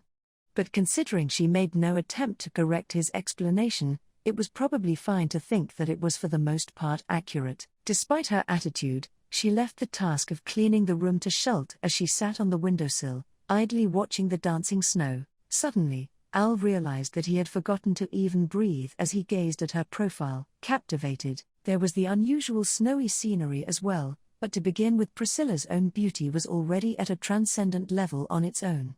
There existed beauty in this world which no paintbrush could reproduce. It would be no exaggeration to say that Priscilla was among such beauty. That was simply a fact. Well, that's basically what my argument amounts to, so please forgive me. I haven't even said anything and you're already making excuses for stealing glances at my profile. You truly are an insipid man. Regardless, do not misunderstand me. I am not so narrow-minded as to lose my temper over such a thing. Talk about unexpected. Wouldn't you be like, your gaze is bothersome, Zubar or something? It is inevitable that men would experience carnal desires at the sight of my beauty, such is this world. If I were to find fault in this, I would have to behead every man in the world. That in itself would be the height of wastefulness.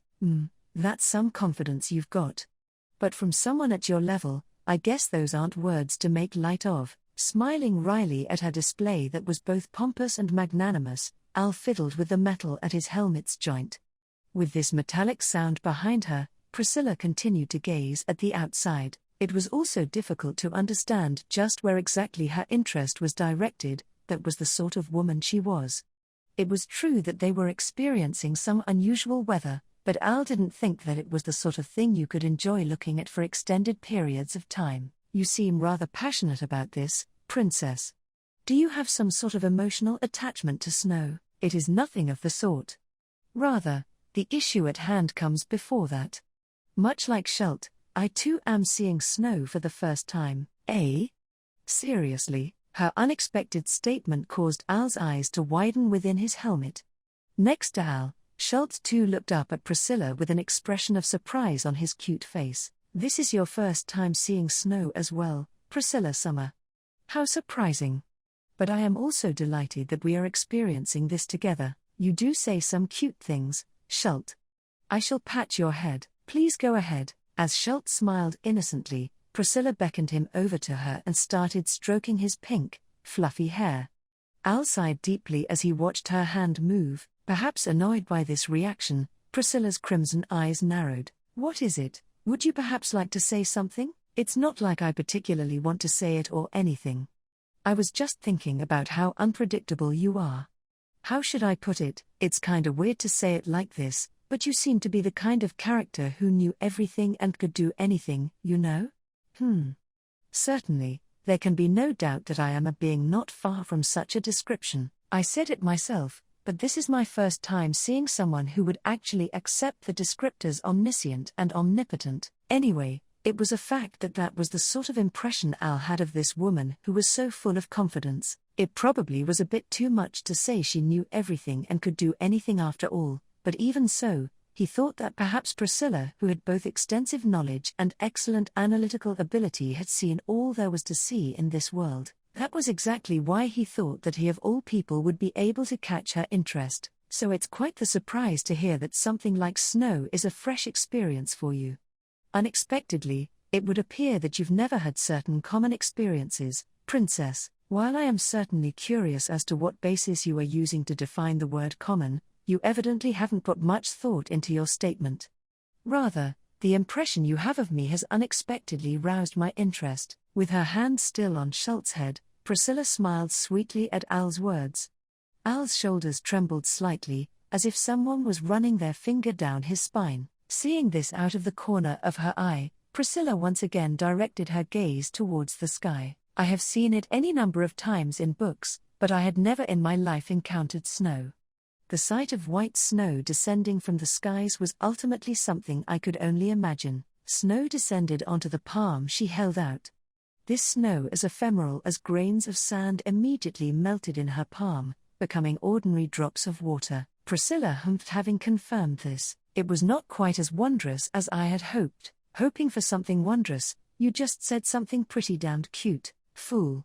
Do you not think it disrespectful to describe me as cute? There exist much more fitting words to extol my beauty. Schult, let us hear them, eh? Why yes. Priscilla Summer is really elegant and a beauty. You're quite a fast learner. You used those words well. Schult turned red in the face as he displayed the knowledge he had only just learned, impressing Al.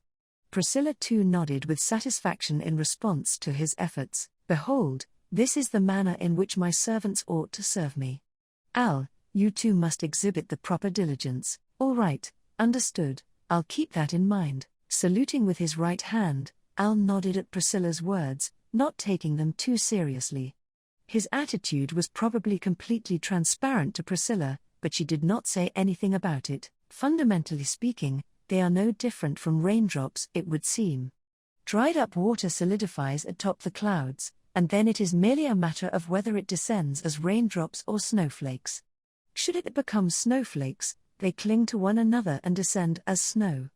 And they hence melt and repeat this process. You could have fooled me. Was that written in your books as well? When I see something in person, I comprehend it to its core.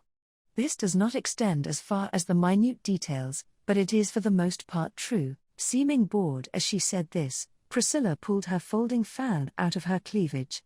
Concealing her mouth by unfolding it, she turned away from the sky and towards Al. I told you just moments before that there can be no doubt that I am a being approaching omniscience and omnipotence. Oh, you're digging that up again, huh? No, I do think that you possess such traits to some extent, but, if so, for what reason did you hold such an impression of myself? There are of course the beauty and elegance with which I was born as well as my countless other virtues, but among them which was it that stood out most? That's slow. I shall tell you. It was my intelligence, Al faltered, and Priscilla firmly declared this without waiting for his answer. She was so overwhelming that he could actually feel some heat, causing him to fall silent and bite his lip. Priscilla shouldn't have been able to see him do this within his helmet, however. She donned a faint, sadistic smile. Intelligence, that is the ability to reason, which is all that separates mankind from beasts. There are those who say such things, but I do not agree in the slightest. Even beasts in the wild possess consciousness, they possess the instinct to learn, and they possess a life with which to make use of their knowledge. Intelligence, it can be said that it is a guide which transcends fetters such as sentiment and bonds, and which determines whether one lives or dies.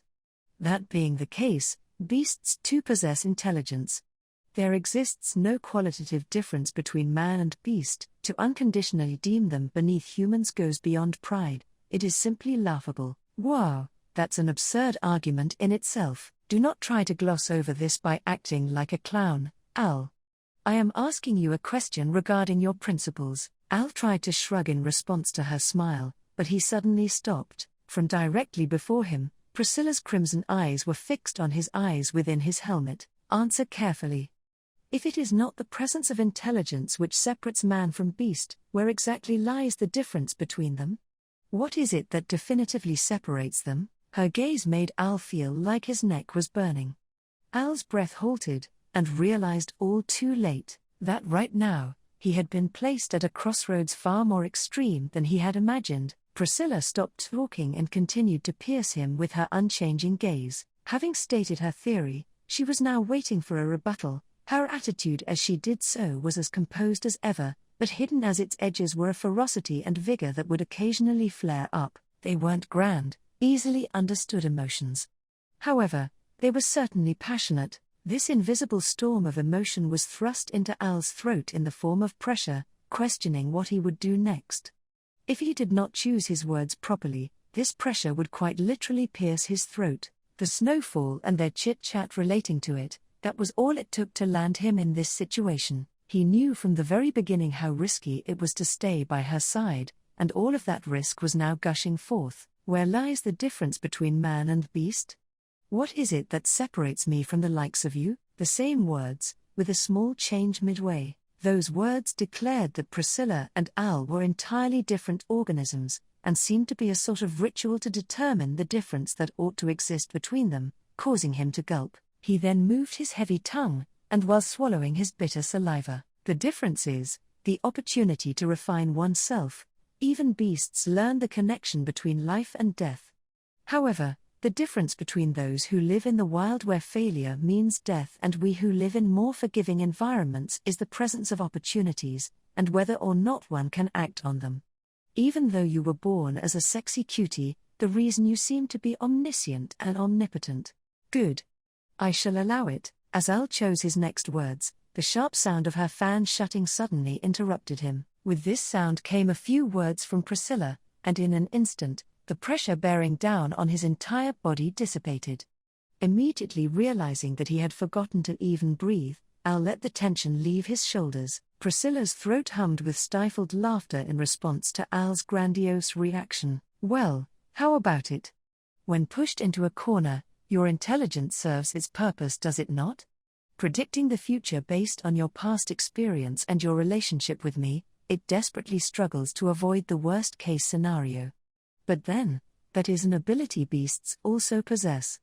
It does not serve as a difference between man and beast. Your jokes are too harsh, princess.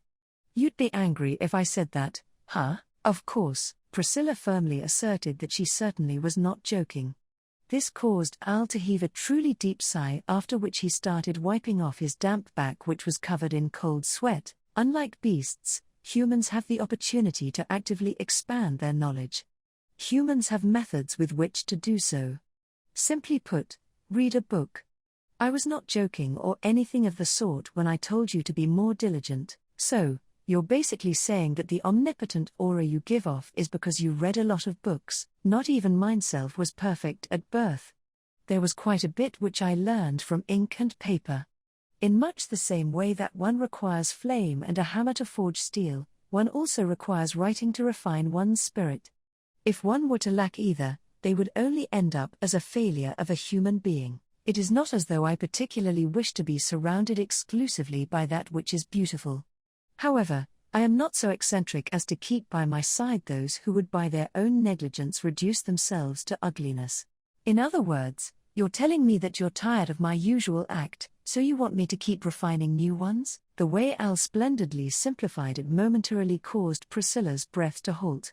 She then let out a small sigh. Ha ha, ha ha ha ha. Well now, to think you would rephrase my words in such a hackneyed fashion. An act of all things. An act, you say. Cuckoo, I see you are unwilling to concede your role as a jester. Ah, I'm glad I could make you laugh. However, Princess, I've got a few things I'd like to say too. Although your words were so magnificent I kinda ended up getting convinced myself. As Priscilla laughed loudly, Al racked his brain as he continued, carefully, but in a manner that wasn't completely submissive, while remaining aware of who was at his core. I'm not your knight or anything, Princess. I've sworn allegiance to you as your servant, but there's no point in expecting anything more from me. That would be too heavy a load for the old man going back beyond the Grand Cascade. Oh? Simply put, you do not intend to do as I say, is that it? I do realize that I'd probably have my head taken off if I said that. That's why I came up with my own compromise back in that chat about acting. Declaring this, Al walked towards Priscilla with determination.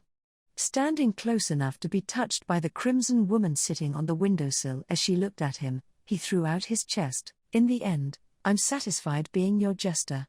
So I'll keep amusing you in all sorts of ways so you never get bored, Princess. In exchange, I won't give up on the things I can't give up on. That is the compromise between my role as a jester and that stuff about steel bookworms you like so much. There was no helping it if she didn't like this. Al presented his opinion directly. He didn't know if Priscilla would fly into a rage or perhaps calmly release her killing intent, but even if that happened, there was no helping it. In that case, he just needed to bring her into the territory. However, it soon turned out that his fears were completely needless. Very well, if you are aware of your role as my jester, and possess a clear vision of the future, I shall not object. It is only natural to leave gardening to the gardener. Are you sure? How tedious. Surely you do not wish for me to take your head off by my own hand? No no no, as if. No way no way no way. Wildly waving his arm, head, and legs, Al pleaded before Priscilla's suspicious eyes with no objection. What effects this would end up having was a different matter, but for now, it seemed as though Al's attitude had earned him another day of life, and in this manner, the conversation between Al and Priscilla reached its conclusion. Boo-ah. Even past my limit. That was so scary. Whoa, Schultz-chan? With his face completely red, Schultz heaved an exaggerated sigh as though he was glad it was finally over. Schultz, who had endeavored not to interrupt their conversation with a hand over his mouth, raised his voice. Excuse me, the two of you have reconciled, correct? It's okay now, correct? Oh, sorry to make you worry. Papa and Mama are getting along just fine. Damahin, fool, just who are you calling Papa and Mama? The instant he cracked this joke, Al ducked to dodge the sweeping fan strike that was sailing overhead. Al felt as though the top of his helmet had been singed, and Priscilla ignored his fear as she gently raised Schultz's jaw with said fan. I forced an unpleasant experience on you, but you endured it wonderfully. I shall personally reward you. What would you like? Can I ask for anything? I shall allow it. Ask for all that you desire. Then, since it's snowing and all, I'd like to go outside with you, Priscilla Summer. Schultz's face lit up as he announced this in response to Priscilla's magnanimous words.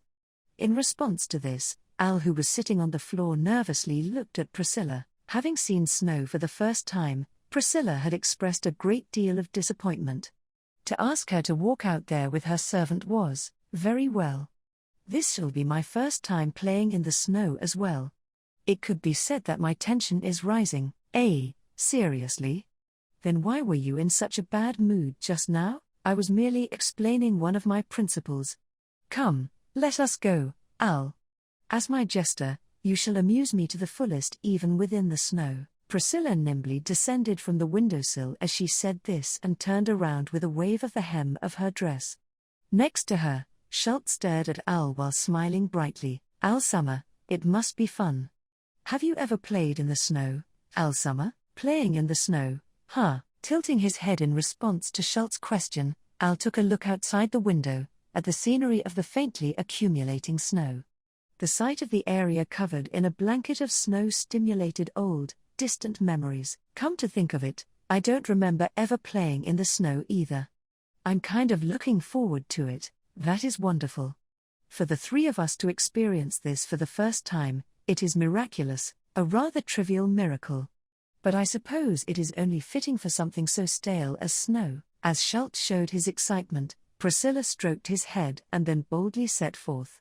Schultz hurriedly followed after her, and Al tagged along while fiddling with his helmet. Midway, Al stopped for a moment. He then looked out of the window, at the snow descending from the sky. I don't remember ever playing in the snow or anything, after all. Muttering this in a voice audible to no one, he continued to follow after the master and servant pair ahead of him. Chapter 5, Felt Camp. The instant she advanced, Felt directed her gaze to the left as she pitched her body to the right. Throwing her opponent off balance with her misleading gaze, Felt dived in the opposite direction. Felt wouldn't need to use these sorts of tricks against just anyone, but from what she'd experienced thus far, she absolutely needed such tricks against highly skilled fellows, and this especially applied to the opponent before her. She would not hesitate in the slightest to throw everything she had at him. Felt's little trick caused the young man whose eyes seemed to contain the skies themselves to purse his lips. Seeing this out of the corner of her eye, a smile of satisfaction manifested at the edges of Felt's mouth as she advanced. She would make it, she had done it, she had won, she had broken through. Such phrases assuring her of her victory continually flashed through her mind. Trampling the red carpet, she immediately dashed forward to make this assurance a reality. Felt Summer, Doa, the man she thought she had outwitted and left behind suddenly appeared before her, causing her to scream. The next instant, with her eyes still widened, a light impact to her legs swept her off her feet and sent her small body flying upwards with unexpected speed and force. This impact that seemed to cause heaven and earth to turn over made Felt imagine the sight of herself slamming into the floor. But no matter how long she waited, the collision she expected never came. This was only natural. The reason being, are you all right? I hope you have not bitten your tongue or anything of the sort. The red-haired young man whose blue eyes were staring at her from up close. There was hardly any distance at all between their faces.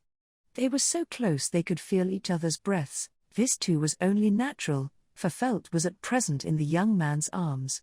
To put it in simpler terms, he was carrying her. Realizing what kind of situation she was in, Felt's mood immediately worsened. Narrowing her eyes in dissatisfaction and biting her lip with displeasure, she growled angrily, which caused the young man to lower his brow and smile bitterly. Your present attitude would suggest that your tongue is quite all right, humph. Thank you so much for worrying about me. Thanks to the sense of defeat you so elegantly carved into me, I haven't sustained the slightest injury. Damn it. What a cheap trick, acting like I managed to take you by surprise. Ignoring the fact that she was using cheap tricks herself, Felt crossed her arms and turned her face away from him. The young man maintained his bitter smile in response to this unfriendly attitude of hers. No, I do apologize if I have caused you to misunderstand. Your distraction this time was magnificent. However, moving in the opposite direction of one's gaze is a rather standard tactic in itself, due to which, don't just advise me so leisurely. Let me tell you, this is a serious match between you and me. You're gonna regret it if you take me too lightly, Reinhard. Saying this, Felt thrust her finger into the man, Reinhard van Astria's face, which was right before her as she boldly displayed what a sore loser she was. This little contest between Felt and Reinhard had been going on for about a month now. Ever since that incident at the loot house in the slums, Felt had been living a life of confinement, robbed of her free will ever since Reinhard captured her. However, it was not so constrained a life as these words would suggest. She was not cuffed and could freely change her clothes. She could eat as she pleased and take her baths whenever. Speaking in practical terms, her environment was rather hospitable. Even Felt thought that if she no longer had any attachments to the outside, perhaps it wouldn't be so bad to just indulge in this life to the fullest. But she did have such attachments. Reasons she had to be outside and not here. That's why I'm going to sneak past you and bid farewell to this mansion. Once I do that, You can no longer chase after me. Surely you haven't forgotten. Of course not. Therefore, I too shall endeavor to keep a watchful eye on you. Reinhard's response to Felt's caustic words was no exaggeration, his declaration was entirely sincere. In truth, Felt had already tried to escape Reinhard's mansion countless times over this past month, and he had foiled her attempts every single time. To attempt to count how many times this had occurred would be a fool's errand. It wasn't as if she was always aiming for a direct confrontation with Reinhard. She would in fact use any means necessary to avoid him, such as aiming for when he was going out, or going to bed, but despite that you somehow always show up right when I try to escape. You damned monster, even I find such a manner of speaking hurtful. In addition, please allow me to explain one other thing. It would seem that you believe that I used an underhanded trick just now, but that is a misunderstanding. My surprise was genuine. But what caused that surprise was not your actions, Felt Summer. Pausing there, Reinhard turned around, to the hallway's window that was behind him. Felt, who was in his arms, also naturally ended up facing it and thus ended up having to confirm what had entered her line of sight. Thus, in Reinhard's arms, the sight Felt found before her was. It was the snow, the scene of powdery white snow gently dancing down onto the capital. It is not as if the capital never sees snowfall, but this is a rather unusual sight, is it not? Felt's eyes were fixed on the sky, and Reinhard, who was gazing upon the same sky, said this to her in a deeply moved voice. His voice contained no small amount of admiration, which caused Felt's lips to warp. What's with that? Looks like the peerless sword Saint Summer is getting pretty excited over a bit of snow. I am not so joyful as all that. If the snow were to accumulate to an excessive extent, the capital's functions would be affected as well. There is also the concern that this is very clearly not a natural phenomenon. However, I do not sense the presence of any malice in this sky. That being the case, I was thinking that at least for now, it would not be so bad to simply think of it as a beautiful snowscape. With an expression that looked like a bashful smile, Reinhard explained what he was feeling. Staring at this expression of his, felt as though she was seeing something unusual. In order to improve her chances of victory in their contest, Felt had spent a lot of time observing him over this past month, a fact she took pride in. Of course, since this was his home, she could on a rather frequent basis see him in a more relaxed state, in both mind and body, than he would be outside. However, wipe that dopey look off your face, damn it. Thus, Felt pushed on his cheek with her palm in a rather irritated mood. She then sighed at Reinhard, who offered no resistance. To begin with, what's so great about snow anyway? It's just a pain, ain't it? Do you not like snow, Felt Summer? It ain't at the level of like or dislike. You think people like me who live in the slums' back alleys could possibly be happy about snow? Felt humphed as if disparaging his rather elegant question. Obviously, life in the slums was lacking in all sorts of ways. In that sort of environment where you weren't even sure if you would have a roof or walls to sleep in, something like snowfall was simply hell. There was even a time when I ate a whole bunch of snow because I had nothing else to eat, and ended up getting diarrhea because of it. Was that not due to your own lack of discrimination? Oh, shut up already, old man Rom got mad at me too, you know. Quit complaining already. Also, just how long are you planning to hold me? Put me down already. Flailing around wildly, Felt showed her displeasure in an attempt to get away from Reinhard's chest. Giving in to her stubborn attitude, Reinhard released her onto the floor. Patting her knees, Felt clicked her tongue loud enough to be sure Reinhard would hear it. I'll acknowledge that I lost today. Even if I tried to escape now, I doubt the outcome would be very pleasant considering how cold it is out there. Understood? I agree that it would be best to leave it at that. After all, it would be unfortunate if you were to fall sick, and also. No, never mind. The way he spoke suggested he had something more to say, but Reinhard did not say anything further. She somehow did not feel like interrogating him about it, and so their conversation came to a close. It would also be irritating if, on top of being the loser, she had to spend her time looking at the winner's face. Therefore, Felt once again narrowed her eyes at the sight of the snow dancing down outside the window. I hope old man Rom isn't feeling too cold, and so, I once again failed to escape. I'm seriously losing confidence in my legs here. Oh dear, you must not say such things. You must first of all believe in yourself. Or you will not be able to draw forth your power when it is necessary. Even though you're saying that sort of thing, you're still one of the people interfering with my escape, Granny. In this manner, Felt complained with her jaw on the dining room's table, in response to which the old woman laughed pleasantly. She was a woman who had aged well and gave off an elegant impression.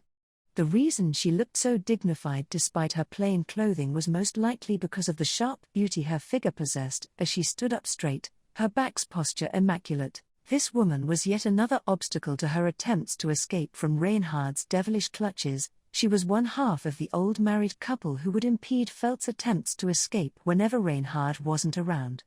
Even though Reinhard called her grandma or whatever, she was clearly no ordinary person, considering her movements did not show her age in the slightest. Regardless, except for when she interfered with her escapes, she was always kind to Felt, and the food she made was also exceptionally delicious, due to which Felt could not dislike her, and thus their strange acquaintanceship continued. It was to the extent that on days on which Felt sincerely admitted defeat, they would get together to have tea and snacks like this. However, it would be troublesome if the snow were to fall too heavily. I am getting on in years myself, so I would end up worrying you and the young master if I were to fall and get hurt. Don't just decide on your own that I'd be worried. I would be worried, though, Fufu, I am well aware. Because you are a kind child, Felt Summer. Saying this, she gently stroked a sullen Felt's head without reservation. It felt somewhat ticklish, but it also felt rather pleasant, so Felt would not shake her off of anything. It would seem that you are not especially fond of snow, Felt Summer. Did you hear that from Reinhard? It's not like I particularly like or dislike the weather, you know. It's more like asking whether it's easy to live in or hard to live in, isn't that right? You might be correct. Certainly, clearing up all of this snow is going to be hard for Grandpa. That is troublesome indeed. Snow is unexpectedly heavy when it piles up too. Gramps''ll have to be careful about his back. Oh dear, I'll have you know that he is still plenty strong despite his age. In both body and soul, with a hand against her mouth, the old lady giggled. Her voice and expression clearly displayed her overflowing love for her husband. The image of the old man giving it his all, shoveling the snow around the mansion, naturally manifested in Felt's mind. He could not speak, but he was hale and hearty despite his age. As one would expect, this old man was also one of the people impeding her escape, but just like the old lady, Felt could not dislike him. His aura was of the same sort as Rom's. He was kind and gentle and just seemed like a good person. Felt wasn't very good at dealing with good people. Or more accurately, she felt that good people were taken advantage of by those around them, and she couldn't bear that sort of environment. The awareness that she herself was depending on Rom would take this even further. TCH, come now, you must not click your tongue. It makes you appear to be one of poor character. I had a poor upbringing. So it shouldn't be a problem to overlook something like clicking. Your upbringing has no bearing on the matter. It is a matter of consideration for the other party. Or do you not mind if the old lady you are speaking to is hurt? Ah, how sad. Oh dear, oh dear, oh, come on. That was my bad. I get it. I won't do it in front of you anymore. Felt panicked as the old lady lowered her head and placed her hands against her eyes. It was not that she actually thought that she would cry over something like this, but it was often the case that such words of lament came from the heart. Felt knew a lot about the elderly. Old man Rom himself did this sort of thing on a regular basis. Man, I'm just no match for you, Granny. Have you been toying with people that way for a long time or what? Well, that is not the case. I was terribly hard-headed when I was young. To the extent that I myself was put off by it. If it weren't for Grandpa, perhaps I never would have married. How unexpected. Have you and Gramps been working here long? Do you perhaps mean the Astria family when you say here? If so, I have been serving the Astria family from the day I was born. Because that is the lineage I was born into. That seems pretty rough too. Then you probably knew Reinhard back when he was a brat, huh? With a sour expression, Felt carefully considered the old lady's feelings from the bottom of her heart. Felt's words caused the old lady to raise her eyebrows slightly, after which her expression suddenly changed into a relaxed smile. Do you dislike the young master, Felt-sama? I certainly do. What about it? Oh my, Fufu. She was wondering what she was going to say. This instant response from an exasperated Felt made her giggle. Felt had never seen this sort of reaction from her before. What's so funny, to make you laugh like that? No, I was just surprised. Because it is very rare for the young master to be disliked by anyone. Is that so? Although I get the feeling that if you asked around the slums and back alleys, you'd find any number of people who hate the guy. In truth, in the slums which had very many people of self-debasing character, merely being born into the commoner's district would make one an object of envy. To come from a family of knights, and moreover bear such a celebrated title as Sword Saint meant that there would be no end to those who bore jealousy or envy towards him. None of them could say it to his face. That is why I am certain I can place my trust in you. Just like I trusted that man with Teresia Summer. ? She couldn't quite hear what the old lady had whispered towards the end. But when Felt tilted her head, the old lady shook her head, still smiling. Oh dear. When I speak with you, I somehow seem to end up thinking back to my past. Your past? How many decades ago was that? Ah, how cruel. About 40 years ago, perhaps? That's more than double my age. It wasn't as much as old man Rom, but she could definitely feel this lady's age. Unfortunately for Felt, she was a long ways off from broaching the same territory as them. Of course, they must have in their own way had their immature periods just like Felt. I was that way too, you know. I was once but a young maiden in love. ? You're still a maiden in love, aren't you? When you're getting along that well with old Gramps, are you not aware of it? Well now, the sight of the old lady's bashful smile with her cheeks slightly flushed made Felt smile as well. She would occasionally spot the two of them while they were alone. What an intimate couple they were. Felt didn't have much experience when it came to this sort of thing, but she thought that that was what a loving couple ought to be like. Having this pointed out, the old lady nodded any number of times as if reflecting on her joy. Her eyes then narrowed and gently stared at Felt. Granny, Felt-sama, did you know that there exists a special flower that only blooms on snowy days? Felt thought that this was an extremely sudden change in topic, but she did not point this out and instead offered a straightforward response. Yeah, a flower that only blooms on snowy days, meaning its composition was rather troublesome. Flowers only bloom when they have water and sunlight, don't they? For one to only bloom on snowy days, why does it grow in such a troublesome manner? Why is that, I wonder? It is a flower so elusive that there is doubt as to whether or not it even really exists. All that is known about it is that it is a flower as white as snow itself. It kinda feels like you're talking about something really memorable, doesn't it? She couldn't imagine that the old lady's explanation came from some passing memory. The old lady nodded when Felt pointed this out. Yes, after all, I went looking for it several decades ago. With the then head of the Astria family and his wife. My former master and grandpa came along too. Sounds like quite the large-scale expedition. So, did you manage to find the flower? While smiling faintly, the old lady lowered her brow as she shook her head. Felt accepted this answer as if it was only natural.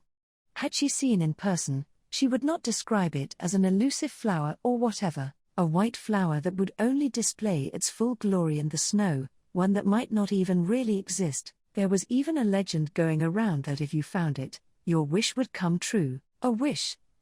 Supposing you were to find it, Felt-sama, what do you suppose you would wish for? I guess I'd have that damned Reinhard punished properly and then run away from the mansion with you.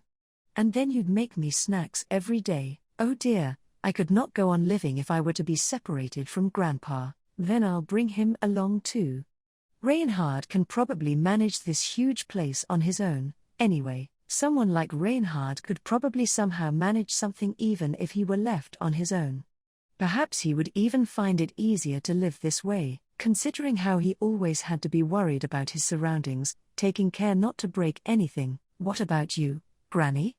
If you found that flower right now, what would you wish for? My wish, is it? It's not like I'm the only one who has the right to make wishes, right? On the contrary, Felt couldn't bring herself to like the idea of entrusting her wishes to such a supernatural force.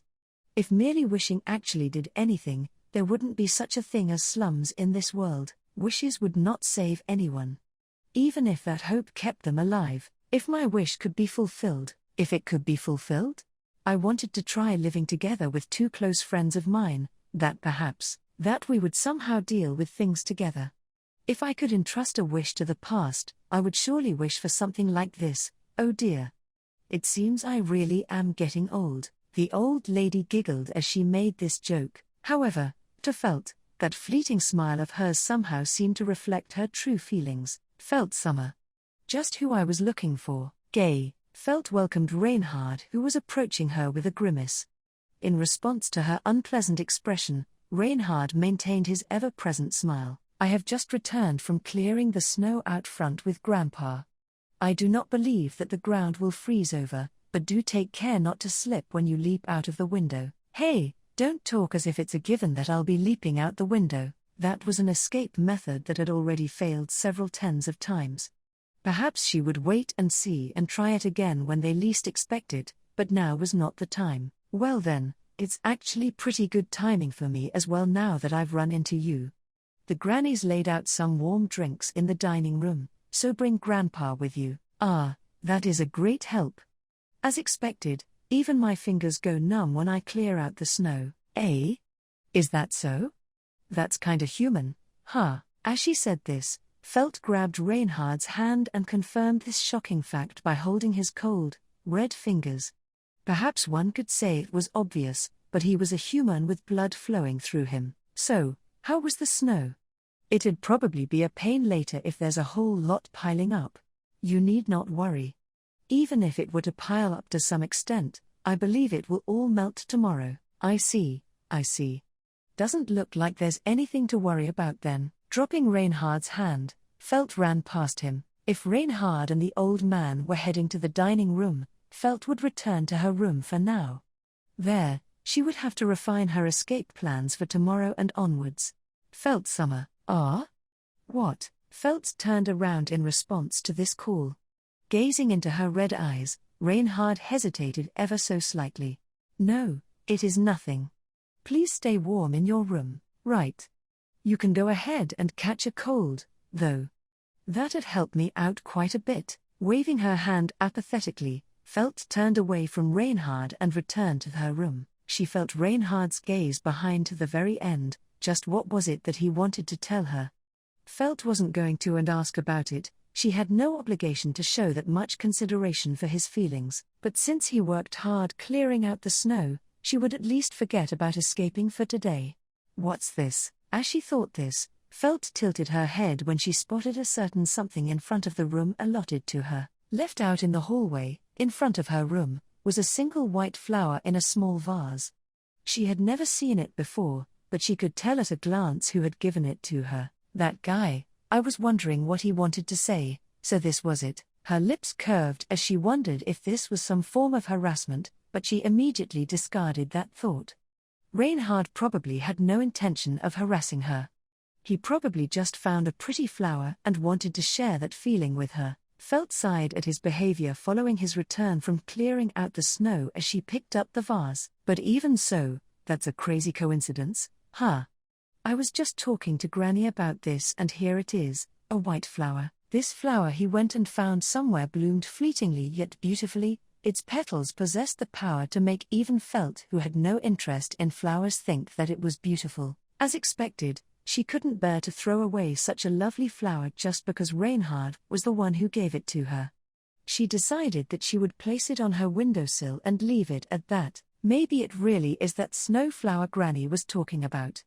If that really is the case, entering her room and placing the vase on the windowsill, Felt made a wish to the white petals. If this really was the snow flower that could grant wishes, make it so that Granny can see nice dreams with her friends. Felt said this with a smile as she touched the flower's white petals. To continue a bit further, the snow that covered the capital on this day melted away and disappeared completely the afternoon of the next day. Even the white flower in Felt's room soon withered away. Perhaps she had handled it poorly. However, the morning after the snowfall, Granny was unusually cheerful as she welcomed Felt, and her breakfast that day was even grander than usual. She did not ask why she was in such a good mood. Because Felt had already completely forgotten about the wish she had made to the flower yesterday. She merely gazed upon Granny's joy, and Gramps, who was delighted when he saw this. Carried by this good mood, she once again challenged Reinhard, and once again experienced crushing defeat. Even the snowfall had not produced any particular change in Felt's life of confinement. This was merely one page, a moment of the constrained, flurried life she lived until the royal selection finally began.